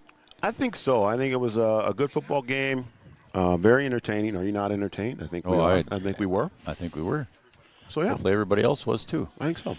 Well, hopefully all had fun, and we enjoyed it up here at Three Borders Sports Network. For everybody on our crew, that's Mike McCall down on the sideline. We got Jack Barton up on the rooftop there running 2 cameras tonight.